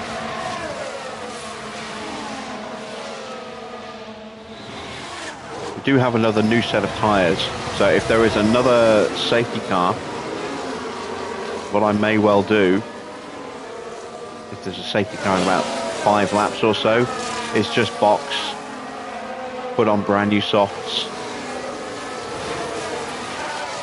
and drop to the back, put back in the queue, and then just go for it. And that will at least guarantee us some points in the pit stops, because we'll be one of only a couple of teams actually making a stop.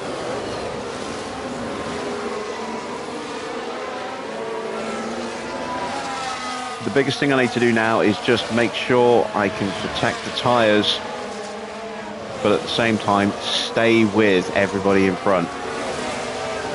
Can't afford to get dropped. If I get dropped, it's game over. So this is going to be a tricky balancing act here.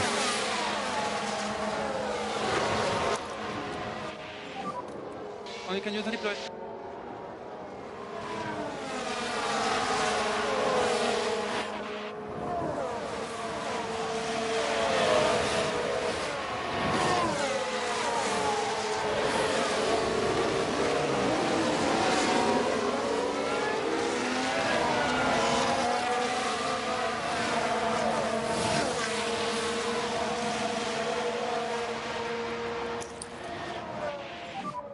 Charge on and box now.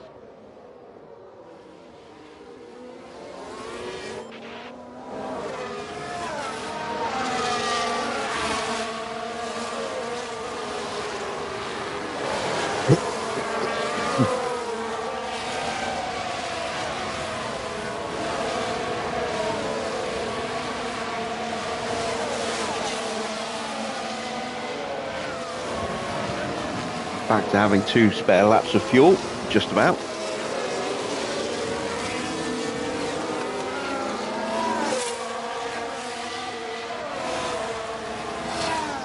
That'll take us to maybe 5 laps to go.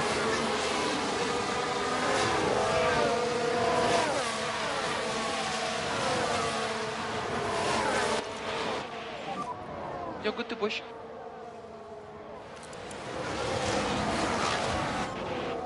Not really saving tyres.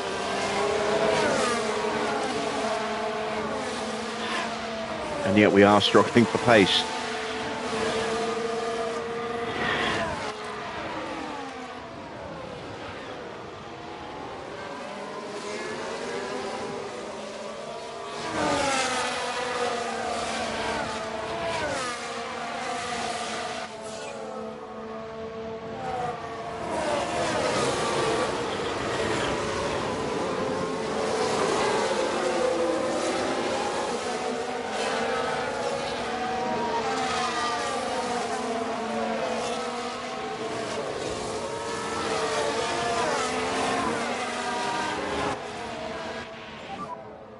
We look after the tires.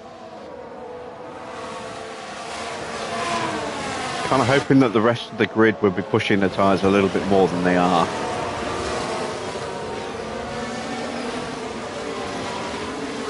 So we could try and just have a little bit more of a chance later in this race, but yeah, that's not really working out for us either. I mean, the front racers are pushing, but Tsunoda, Magnussen, Maloney, they're all looking after their tyres. Some of them are doing a better job than we are. And that's down to smoothness rating, because we're in the lowest tyre save setting possible here. Or the highest tyre save possible. Lowest pace setting.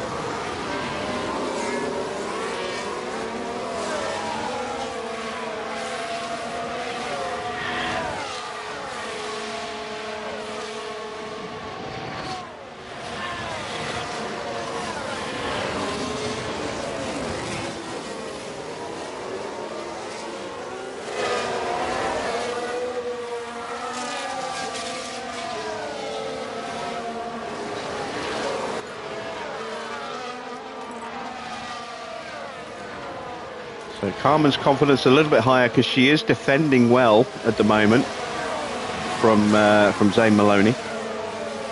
Dollar is just about keeping pace with Norris at the moment.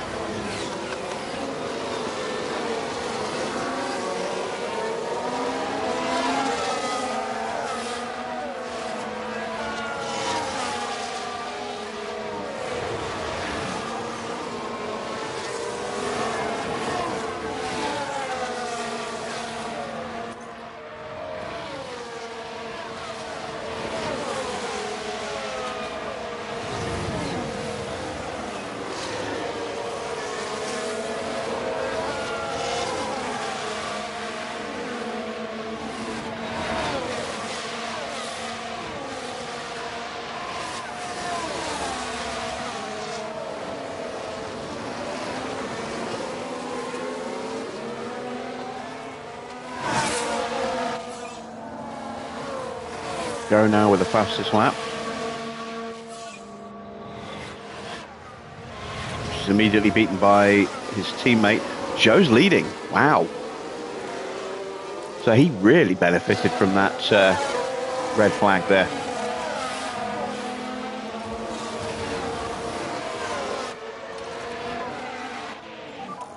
You can keep the pace up on these compounds.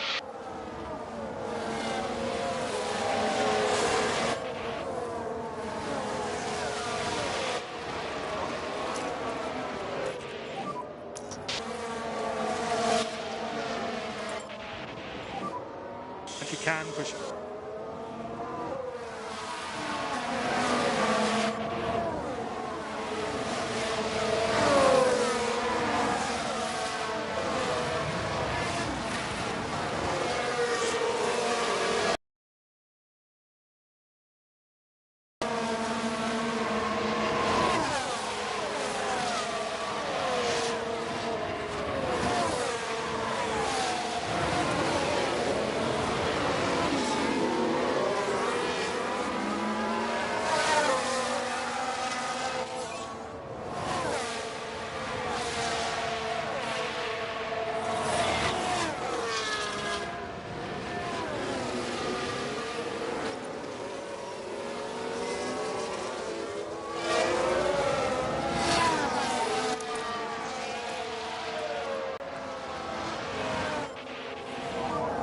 recharge on.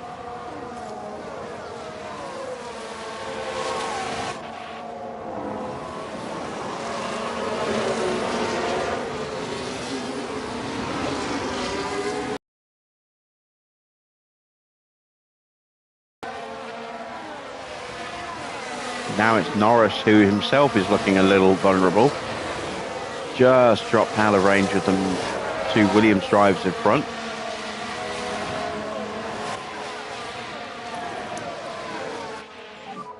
Charge on.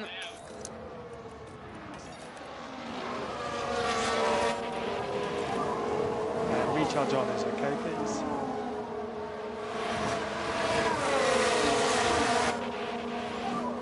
Just manage your tires, please.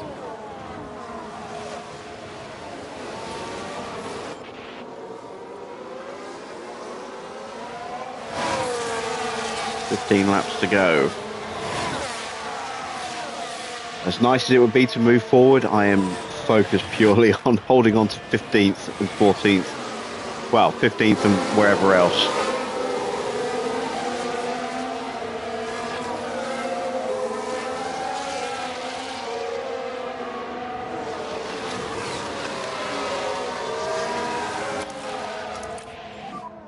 Just recharge off, please. Just recharge off.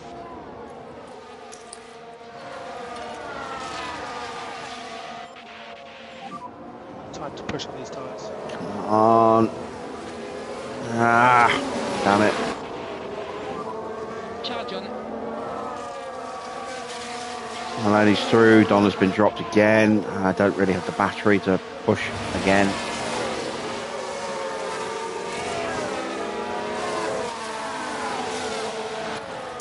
God damn, I'm going to have to give up the position to Maloney. Recharge on, recharge on.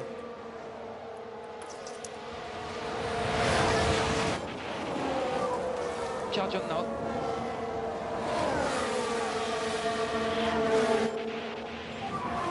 Just be careful with this tyre.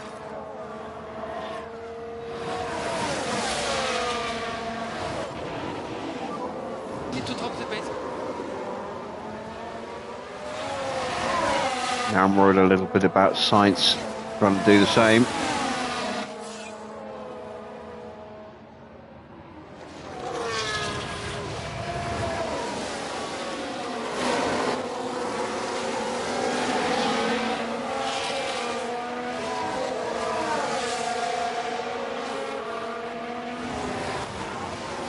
And he does. And I've been dropped again.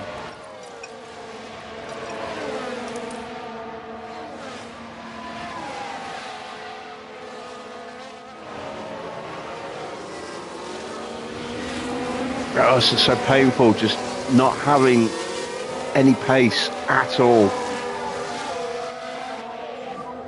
Charge on.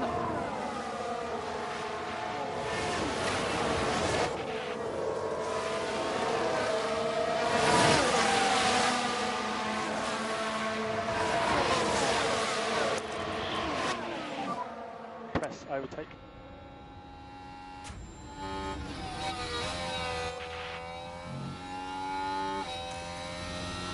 Killing Donna's confidence.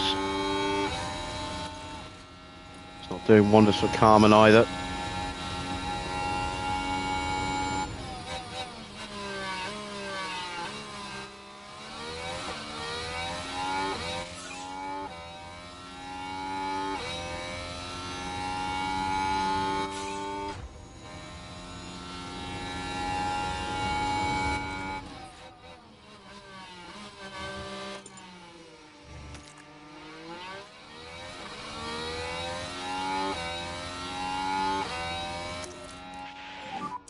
And we can have recharge on, please. Oh boy.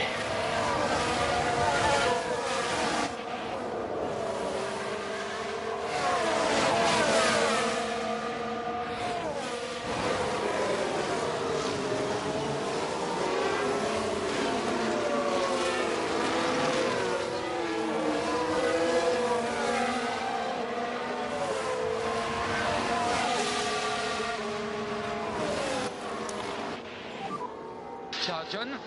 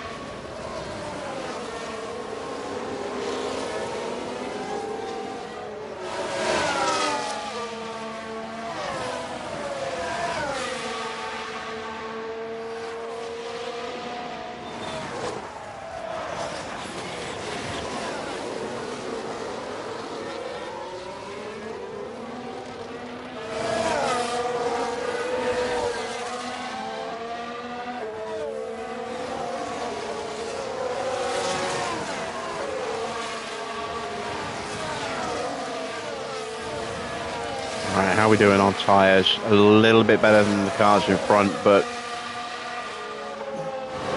not substantially better. Sonoda and Magnussen have really done a good job looking after their tyres. Hajar is in a good place, tyre-wise.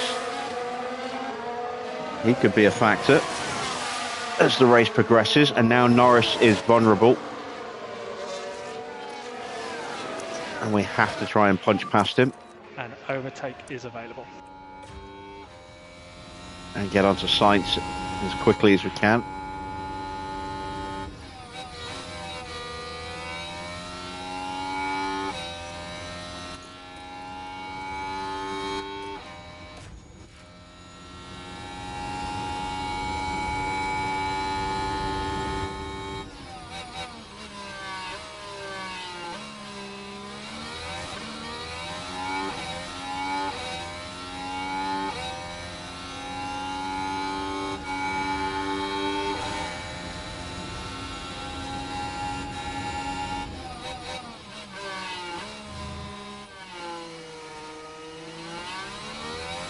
There we go. That'll do us the power of good.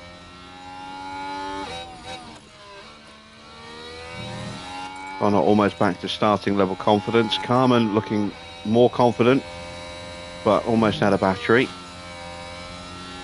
Keep pushing the pace. We'll let Donna overtake and keep pushing her battery until we're back onto Sainz again.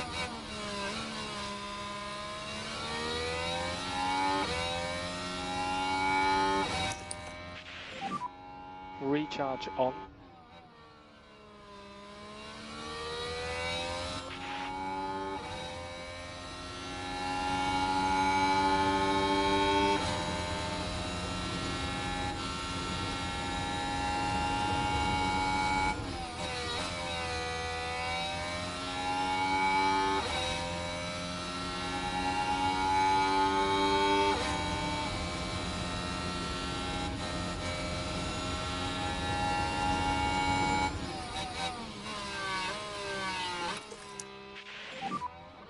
Charge on, charge on.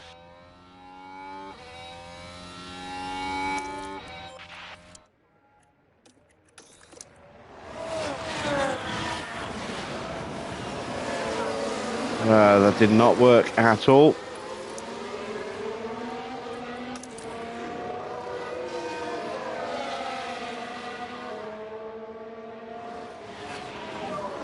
Charge on.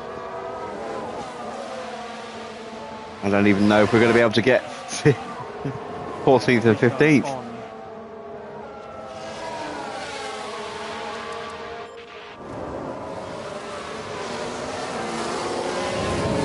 Only Sainz's tyres fall off a cliff.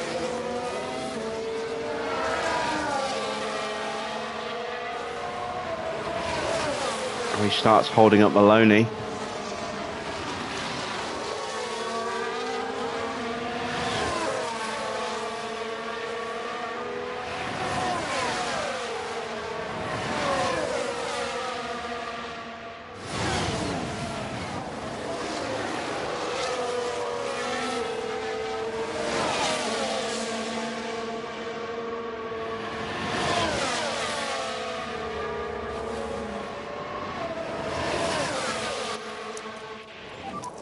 So recharge on. Oh God, and there's Norris dive bombing.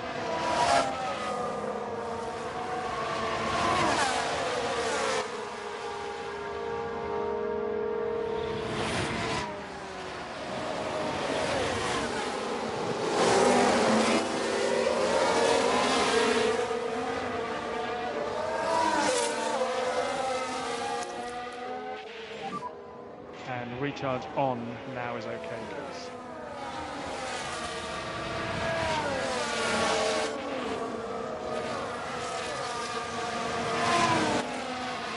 Come on, Donna. Get onto the back of Sainz.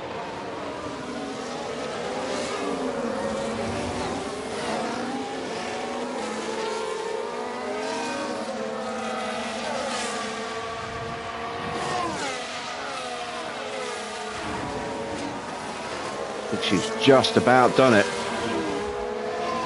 Which is good because she's out of battery. There we go. She did do it. John.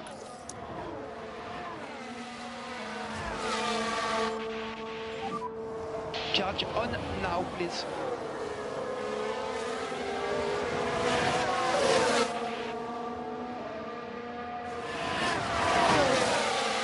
I have to say though, we're not the only ones who are struggling. Schumacher got dropped.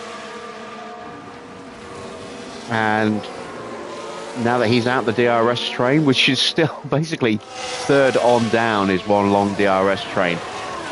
It's no wonder that Schumacher can't keep up because he's been dropped from the train.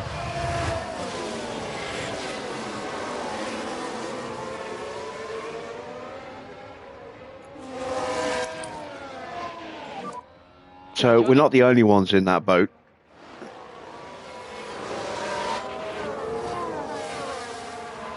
But we are certainly not as quick as I would like.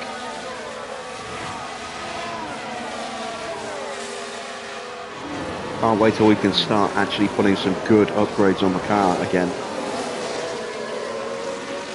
I think, did we get a... No, we didn't get a wing started, did we? Because we didn't quite have enough money. So that's first order of business as soon as we get back to HQ, is to slap a new design project in. Charge on.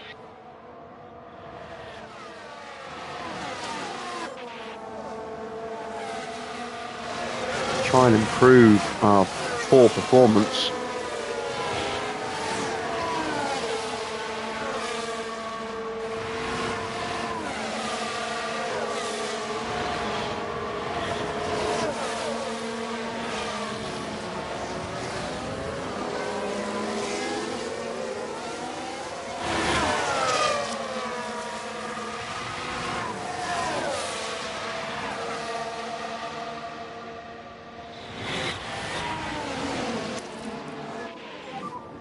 On charge on.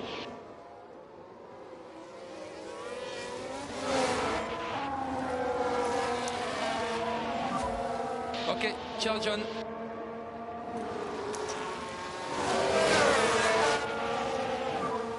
Can use overtake.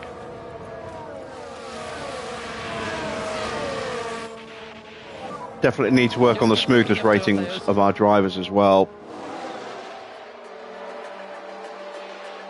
Carmen in particular, her tyre wear is worse than Donna's.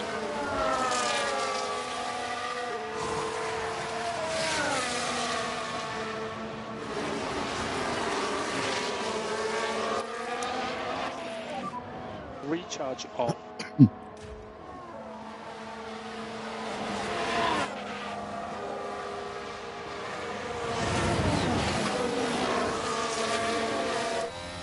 We'll try and make a move on Sainz at the start of the lap.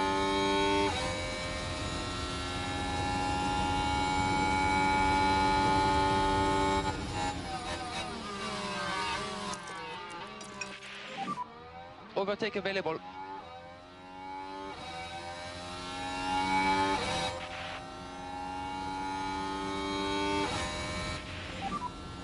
Six more laps. Let's try to get in.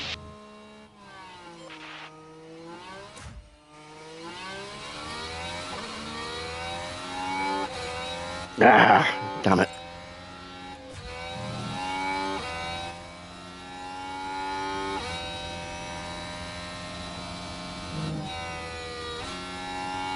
So when we push, really push, we've got pace, but we just don't have the ability to really push for more than half a lap.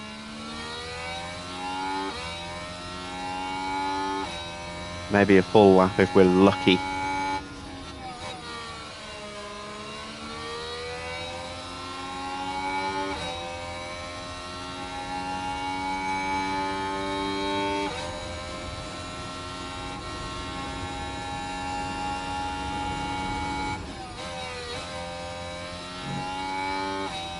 I think we just gave up the DRS.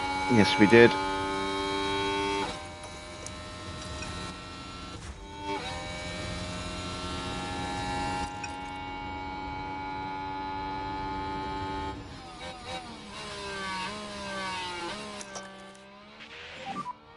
And you can push.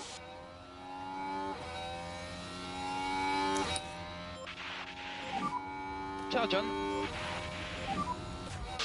5 more laps, 5 more laps. We stayed ahead of Maloney. And recharge on is okay, please.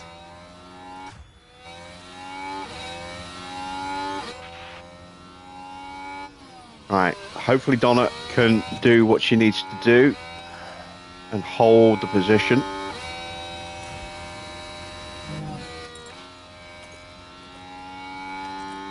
See if that helps her. It doesn't normally, but keep my fingers crossed for her.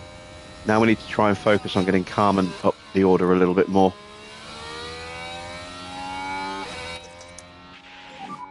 And recharge on, recharge on.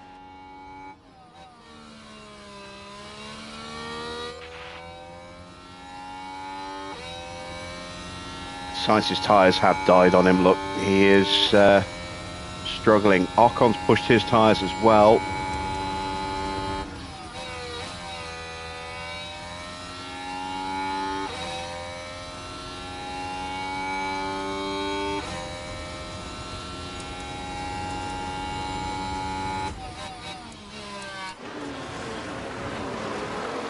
That's okay. Keep charging up, try and take that position back again in a moment.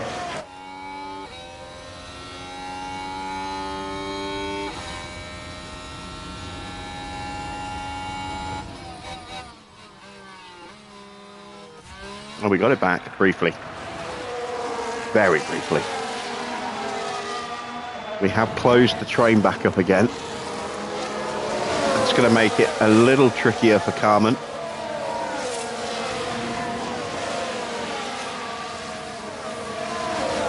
She's almost where she needs to be.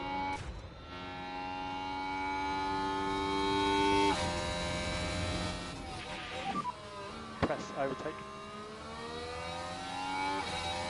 Oh, it just swoops through there. Beautiful stuff.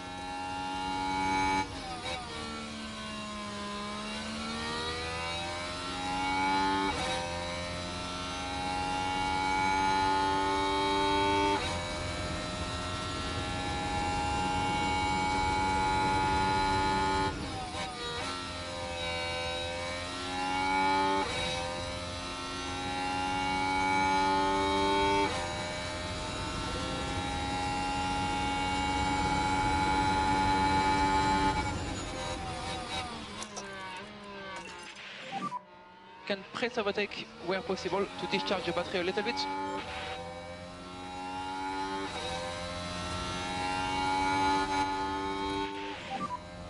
Three more laps.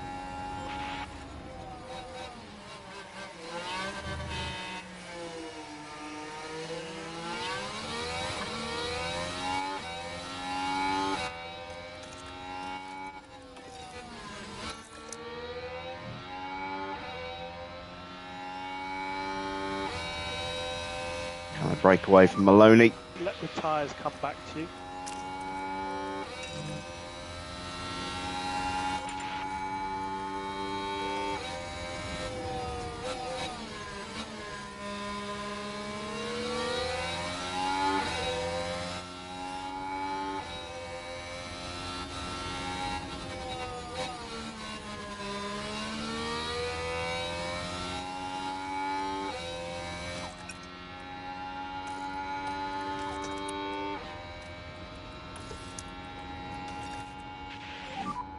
Give us a bit more lift off, please.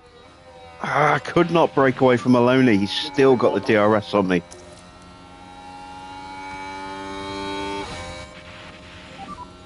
And we can have recharge on, please.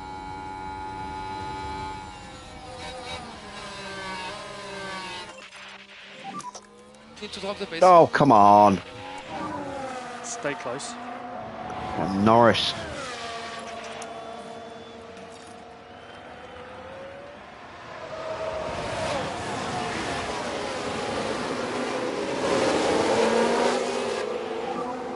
Recharge on.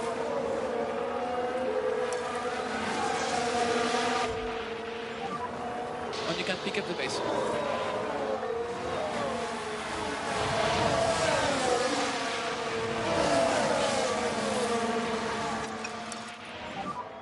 time to push on these tyres.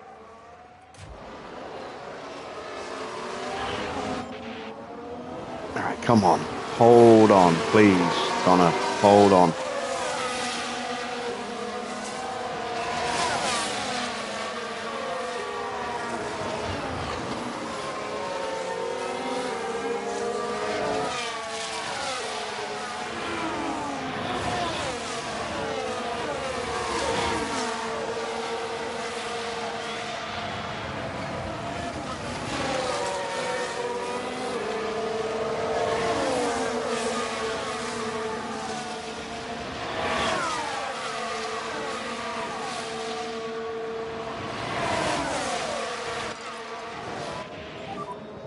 We can still do it.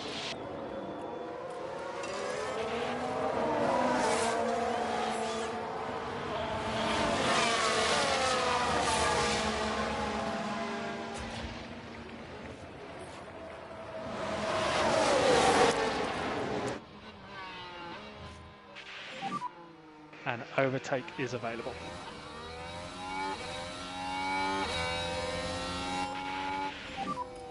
One more lap.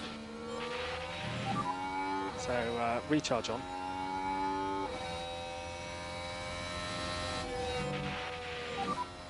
Okay, tires are hot. We have to protect those tires.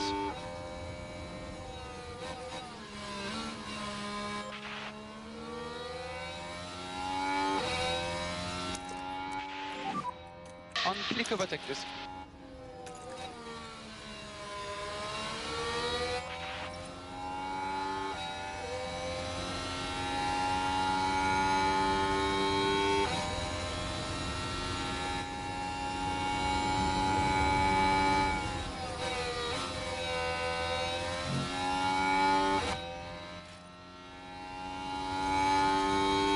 Can I get lock on?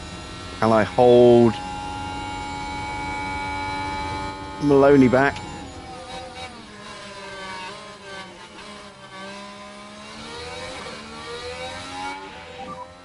Okay, keep it down your battery.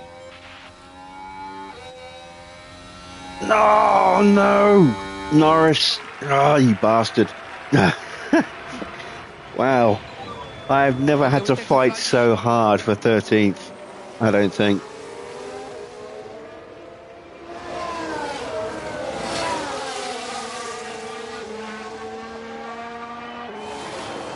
I got Norris pipped us on the line. It says 0, but it'll be a little bit more than that, but not much more than that. That seemed pretty horrendous for the Aston Martin driver.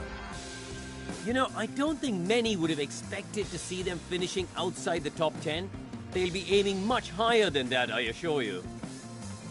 So, Karun, with the garages full of activity, what's the mood like down at Aston Martin now? Not It good. was a strangely mixed weekend for them. We saw What the one mood's driver like, put it's in a pretty strong shitty. performance, but it was a Can I different get a big story for oof the in others. chat? Definitely positives there, though. Okay then, and a big thank you to everyone for joining us this weekend here in Jeddah. And for the next round, Formula One is heading down under. Exciting times ahead in Australia on the shores of the Albert Park Lake. So the confirmation of the final result. It's a win for Isaac. He gets his first win of the season, up 5 places. Porsche up 9. So there was some pace in his car, although he was a little lucky with the timing of the red flag. We got a podium as well for Charles Leclerc. Oscar in 4th ahead of Joe Tsunoda, up 8 places to 6th. Behrman up 5 places to finish in 7th. Stroll 8th. Albon up 7 places to take 9th. And Max just makes it into the top 10. Let's have a look further down. There you see Giovinazzi in 11th, Magnussen 12th, Donner up 6 places to finish in 13th, Maloney in 14th, then it's Ocon, Norris, one of the big losers of the day, thanks to having pitted right before that red flag. Carmen down a couple of places for 17th, Sainz 18th, Schumacher down 10 places for 19th, and Russell failing to finish. Driver standings looks like this. Théo Pourchaire is now leading the Drivers' Championship. He jumps up from 2nd to 1st. Charles Leclerc jumps from 4th to 2nd and is 8 points behind Teo and a point ahead of Max, who has dropped down to 27 points. Isaac up 6 places, jumps above his teammate Ollie onto 26. Oscar up 3 places. Strong result for him. He moves ahead of Stroll, level on points, but with a better finish. Sonoda in 8th. Joe in 9th. Magnussen in 10th.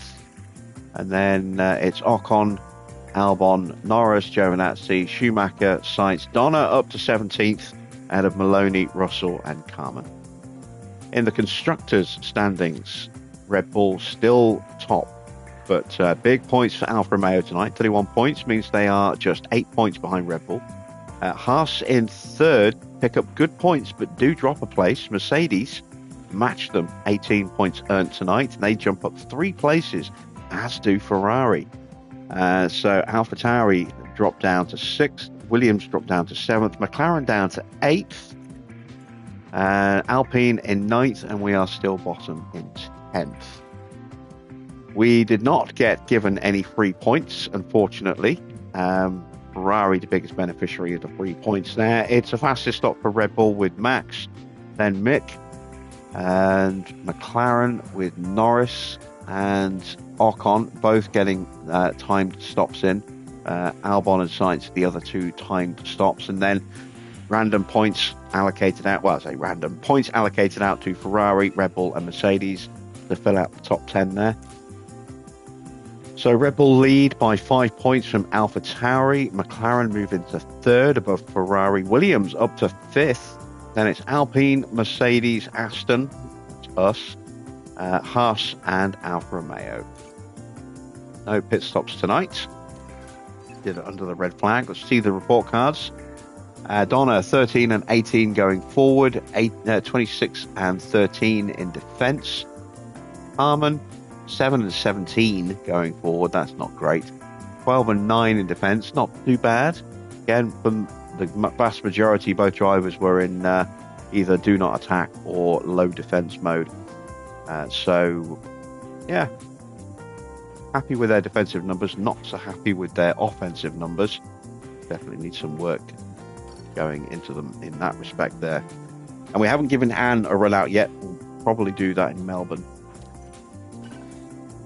As far as the sponsors go, we've lost money again. Didn't get the finish position streak, didn't get the fastest lap or both cars into Q3. Didn't get penalised for those because they were just incentives. However, the guarantees, I thought I was being quite conservative. 2 cars in the top 15? No. No. So we have to be really conservative with our options going forward. We lost money because of that. We didn't get both cars into Q2. We lost money because of that. And we didn't get 1 car in the top 12. We lost money because of that as well. Ugh.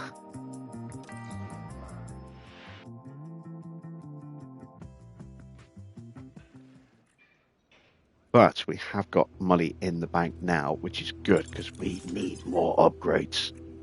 We desperately need an upgrade. So, I think, much as I wanted to try and throw everything into big upgrades, while we've got this improved design center, I think what we're going to have to do is just take advantage of it and just do standard development rather than intense, just so we can get parts on the car. So we're on a Mark II chassis, which is not bad. We haven't done a front wing yet. Front wing is terrible, as you can see. Rear wing also not great. I mean, 19th in drag. We desperately need to resolve that. The DRS and the low speed are the only decent parts of our rear wing right now. The side pods are new and they are pretty good. Pretty good. Underfloor is not great. You know, decent low speed performance, terrible everywhere else. Suspension is okay, but our suspension simulator is shit right now. It really is. Now you can see it is crying out for a refurb, but we just don't have the money for it. So, don't have the money for that either. So let's just get some parts in. I'm going to split my hours between the two wings.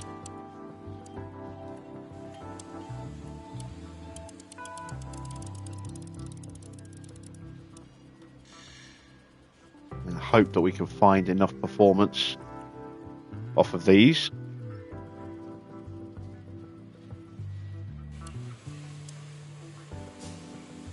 So that'll be a nice improvement in dirty air. Let's really try and drive that home a bit. Brake cooling is decent. Don't need to worry about that too much. Desperately need to improve high-speed performance.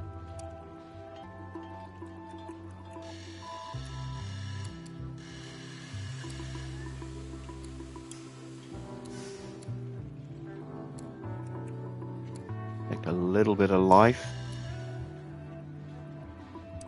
out of the front wing.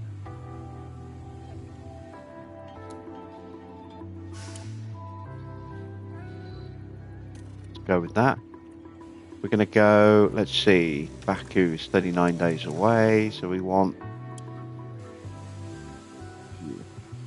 yeah, 5 engineers on that.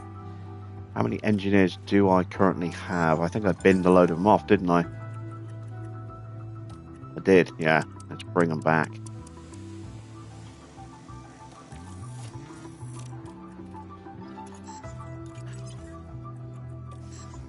So, rear wing. Rest of our hours.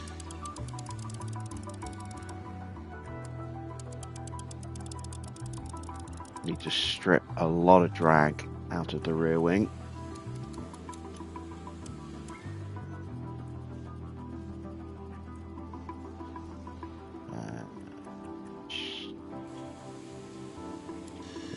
A little bit of airflow sensitivity off. Try and boost the downforce levels a little bit more. We'll take a little bit of life out of that as well. And again, we've got to get that ready for Baku.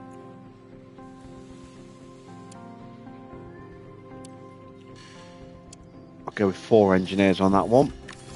How much money have I got left? 4.2. Let's get an underfloor going.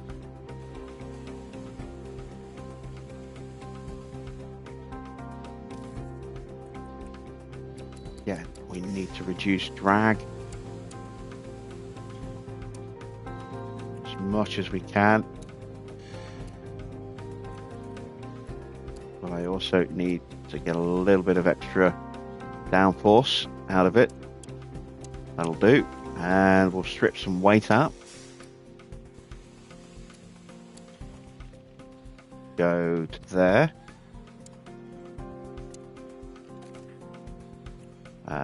This is not going to be ready for Baku, but I do want it to be ready for Imola. These take 8 days, maybe 7 days to manufacture with the improved factory that we have. So that is enough to get those in time for Imola. Just the one engineer. Maximize the XP gain on those. I have enough money for 2 more parts. I'm not going to do a suspension. We're going to do another chassis and another side pod. So again, we're going to try and strip some drag off the car because it's very draggy right now. Gonna boost our airflow a little bit more as well.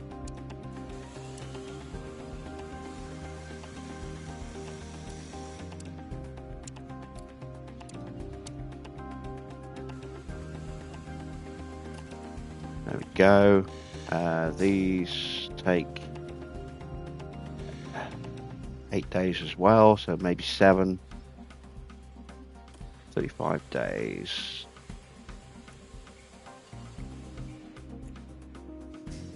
We'll just go one engineer. We'll have a big upgrade package for Baku in terms of new wings, and then the rest of the parts will hopefully be ready for Imola. We'll build in a little bit of redundancy in the time just to be on the safe side, because our design center is probably going to catch fire, seeing as we're putting it through its paces right now. Let's again strip a load of drag out of that. Airflow. Let's strip the weight out as well. There we go.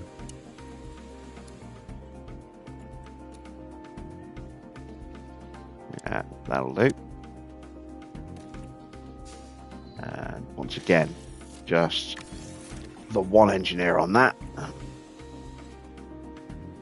we go. 1 million left.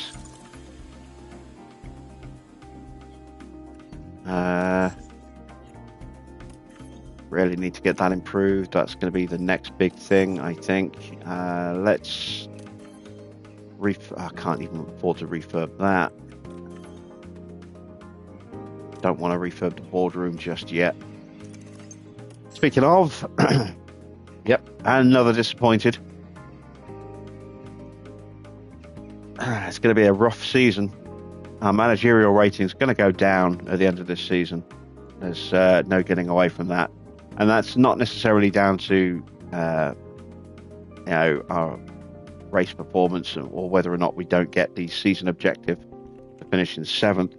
It's because they're expecting the long-term objective to finish this season, and there's no way we're winning the Constructors' Championship this year. So, yeah.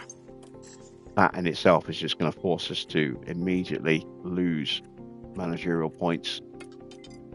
Can we approach Embry? We can. Right, do we have her stats? We do.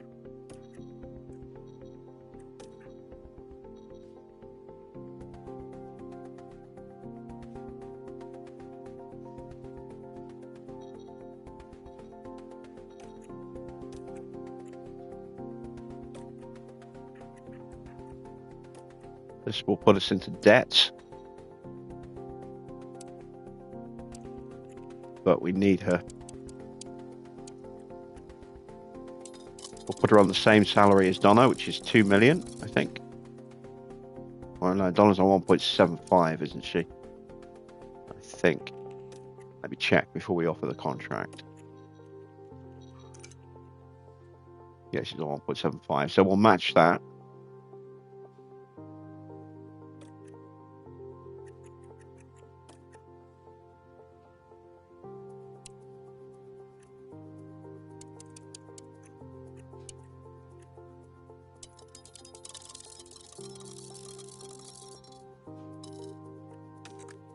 I gave her a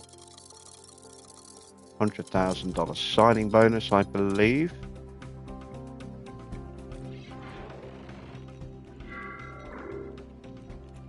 And there we go. So, it took us a couple of races, but we now have the driver lineup that I actually wanted, which is Embry Plum and Donna Tanner. Two very balanced drivers. We've got rid of Carmen. We've got rid of our positive bank balance as well, fortunately. But hopefully that will see a little bit of an improvement in form. I chose not to sign Abriel, and she's gone ahead and won the F2 race. Just to rub it in my face that I didn't sign her. And signed Anne instead. Let's advance time a little bit. Yes, I know we're in debt. France is back at AlphaTauri, having taken back the reins from us after our 5 seasons there. He obviously missed it too much, couldn't stay away, came out of retirement.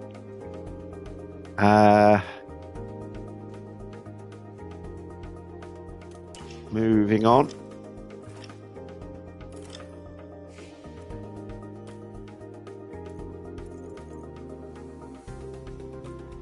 Yeah, we're a little low on stock, but can't really avoid that. What's the weather going to be like for Melbourne? Dry. Okay. And relatively warm on the Sunday as well. Okay, that's fine.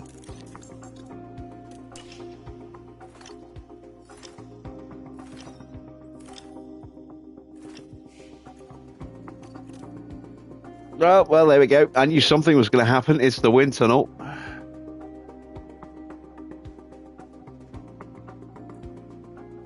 Ooh.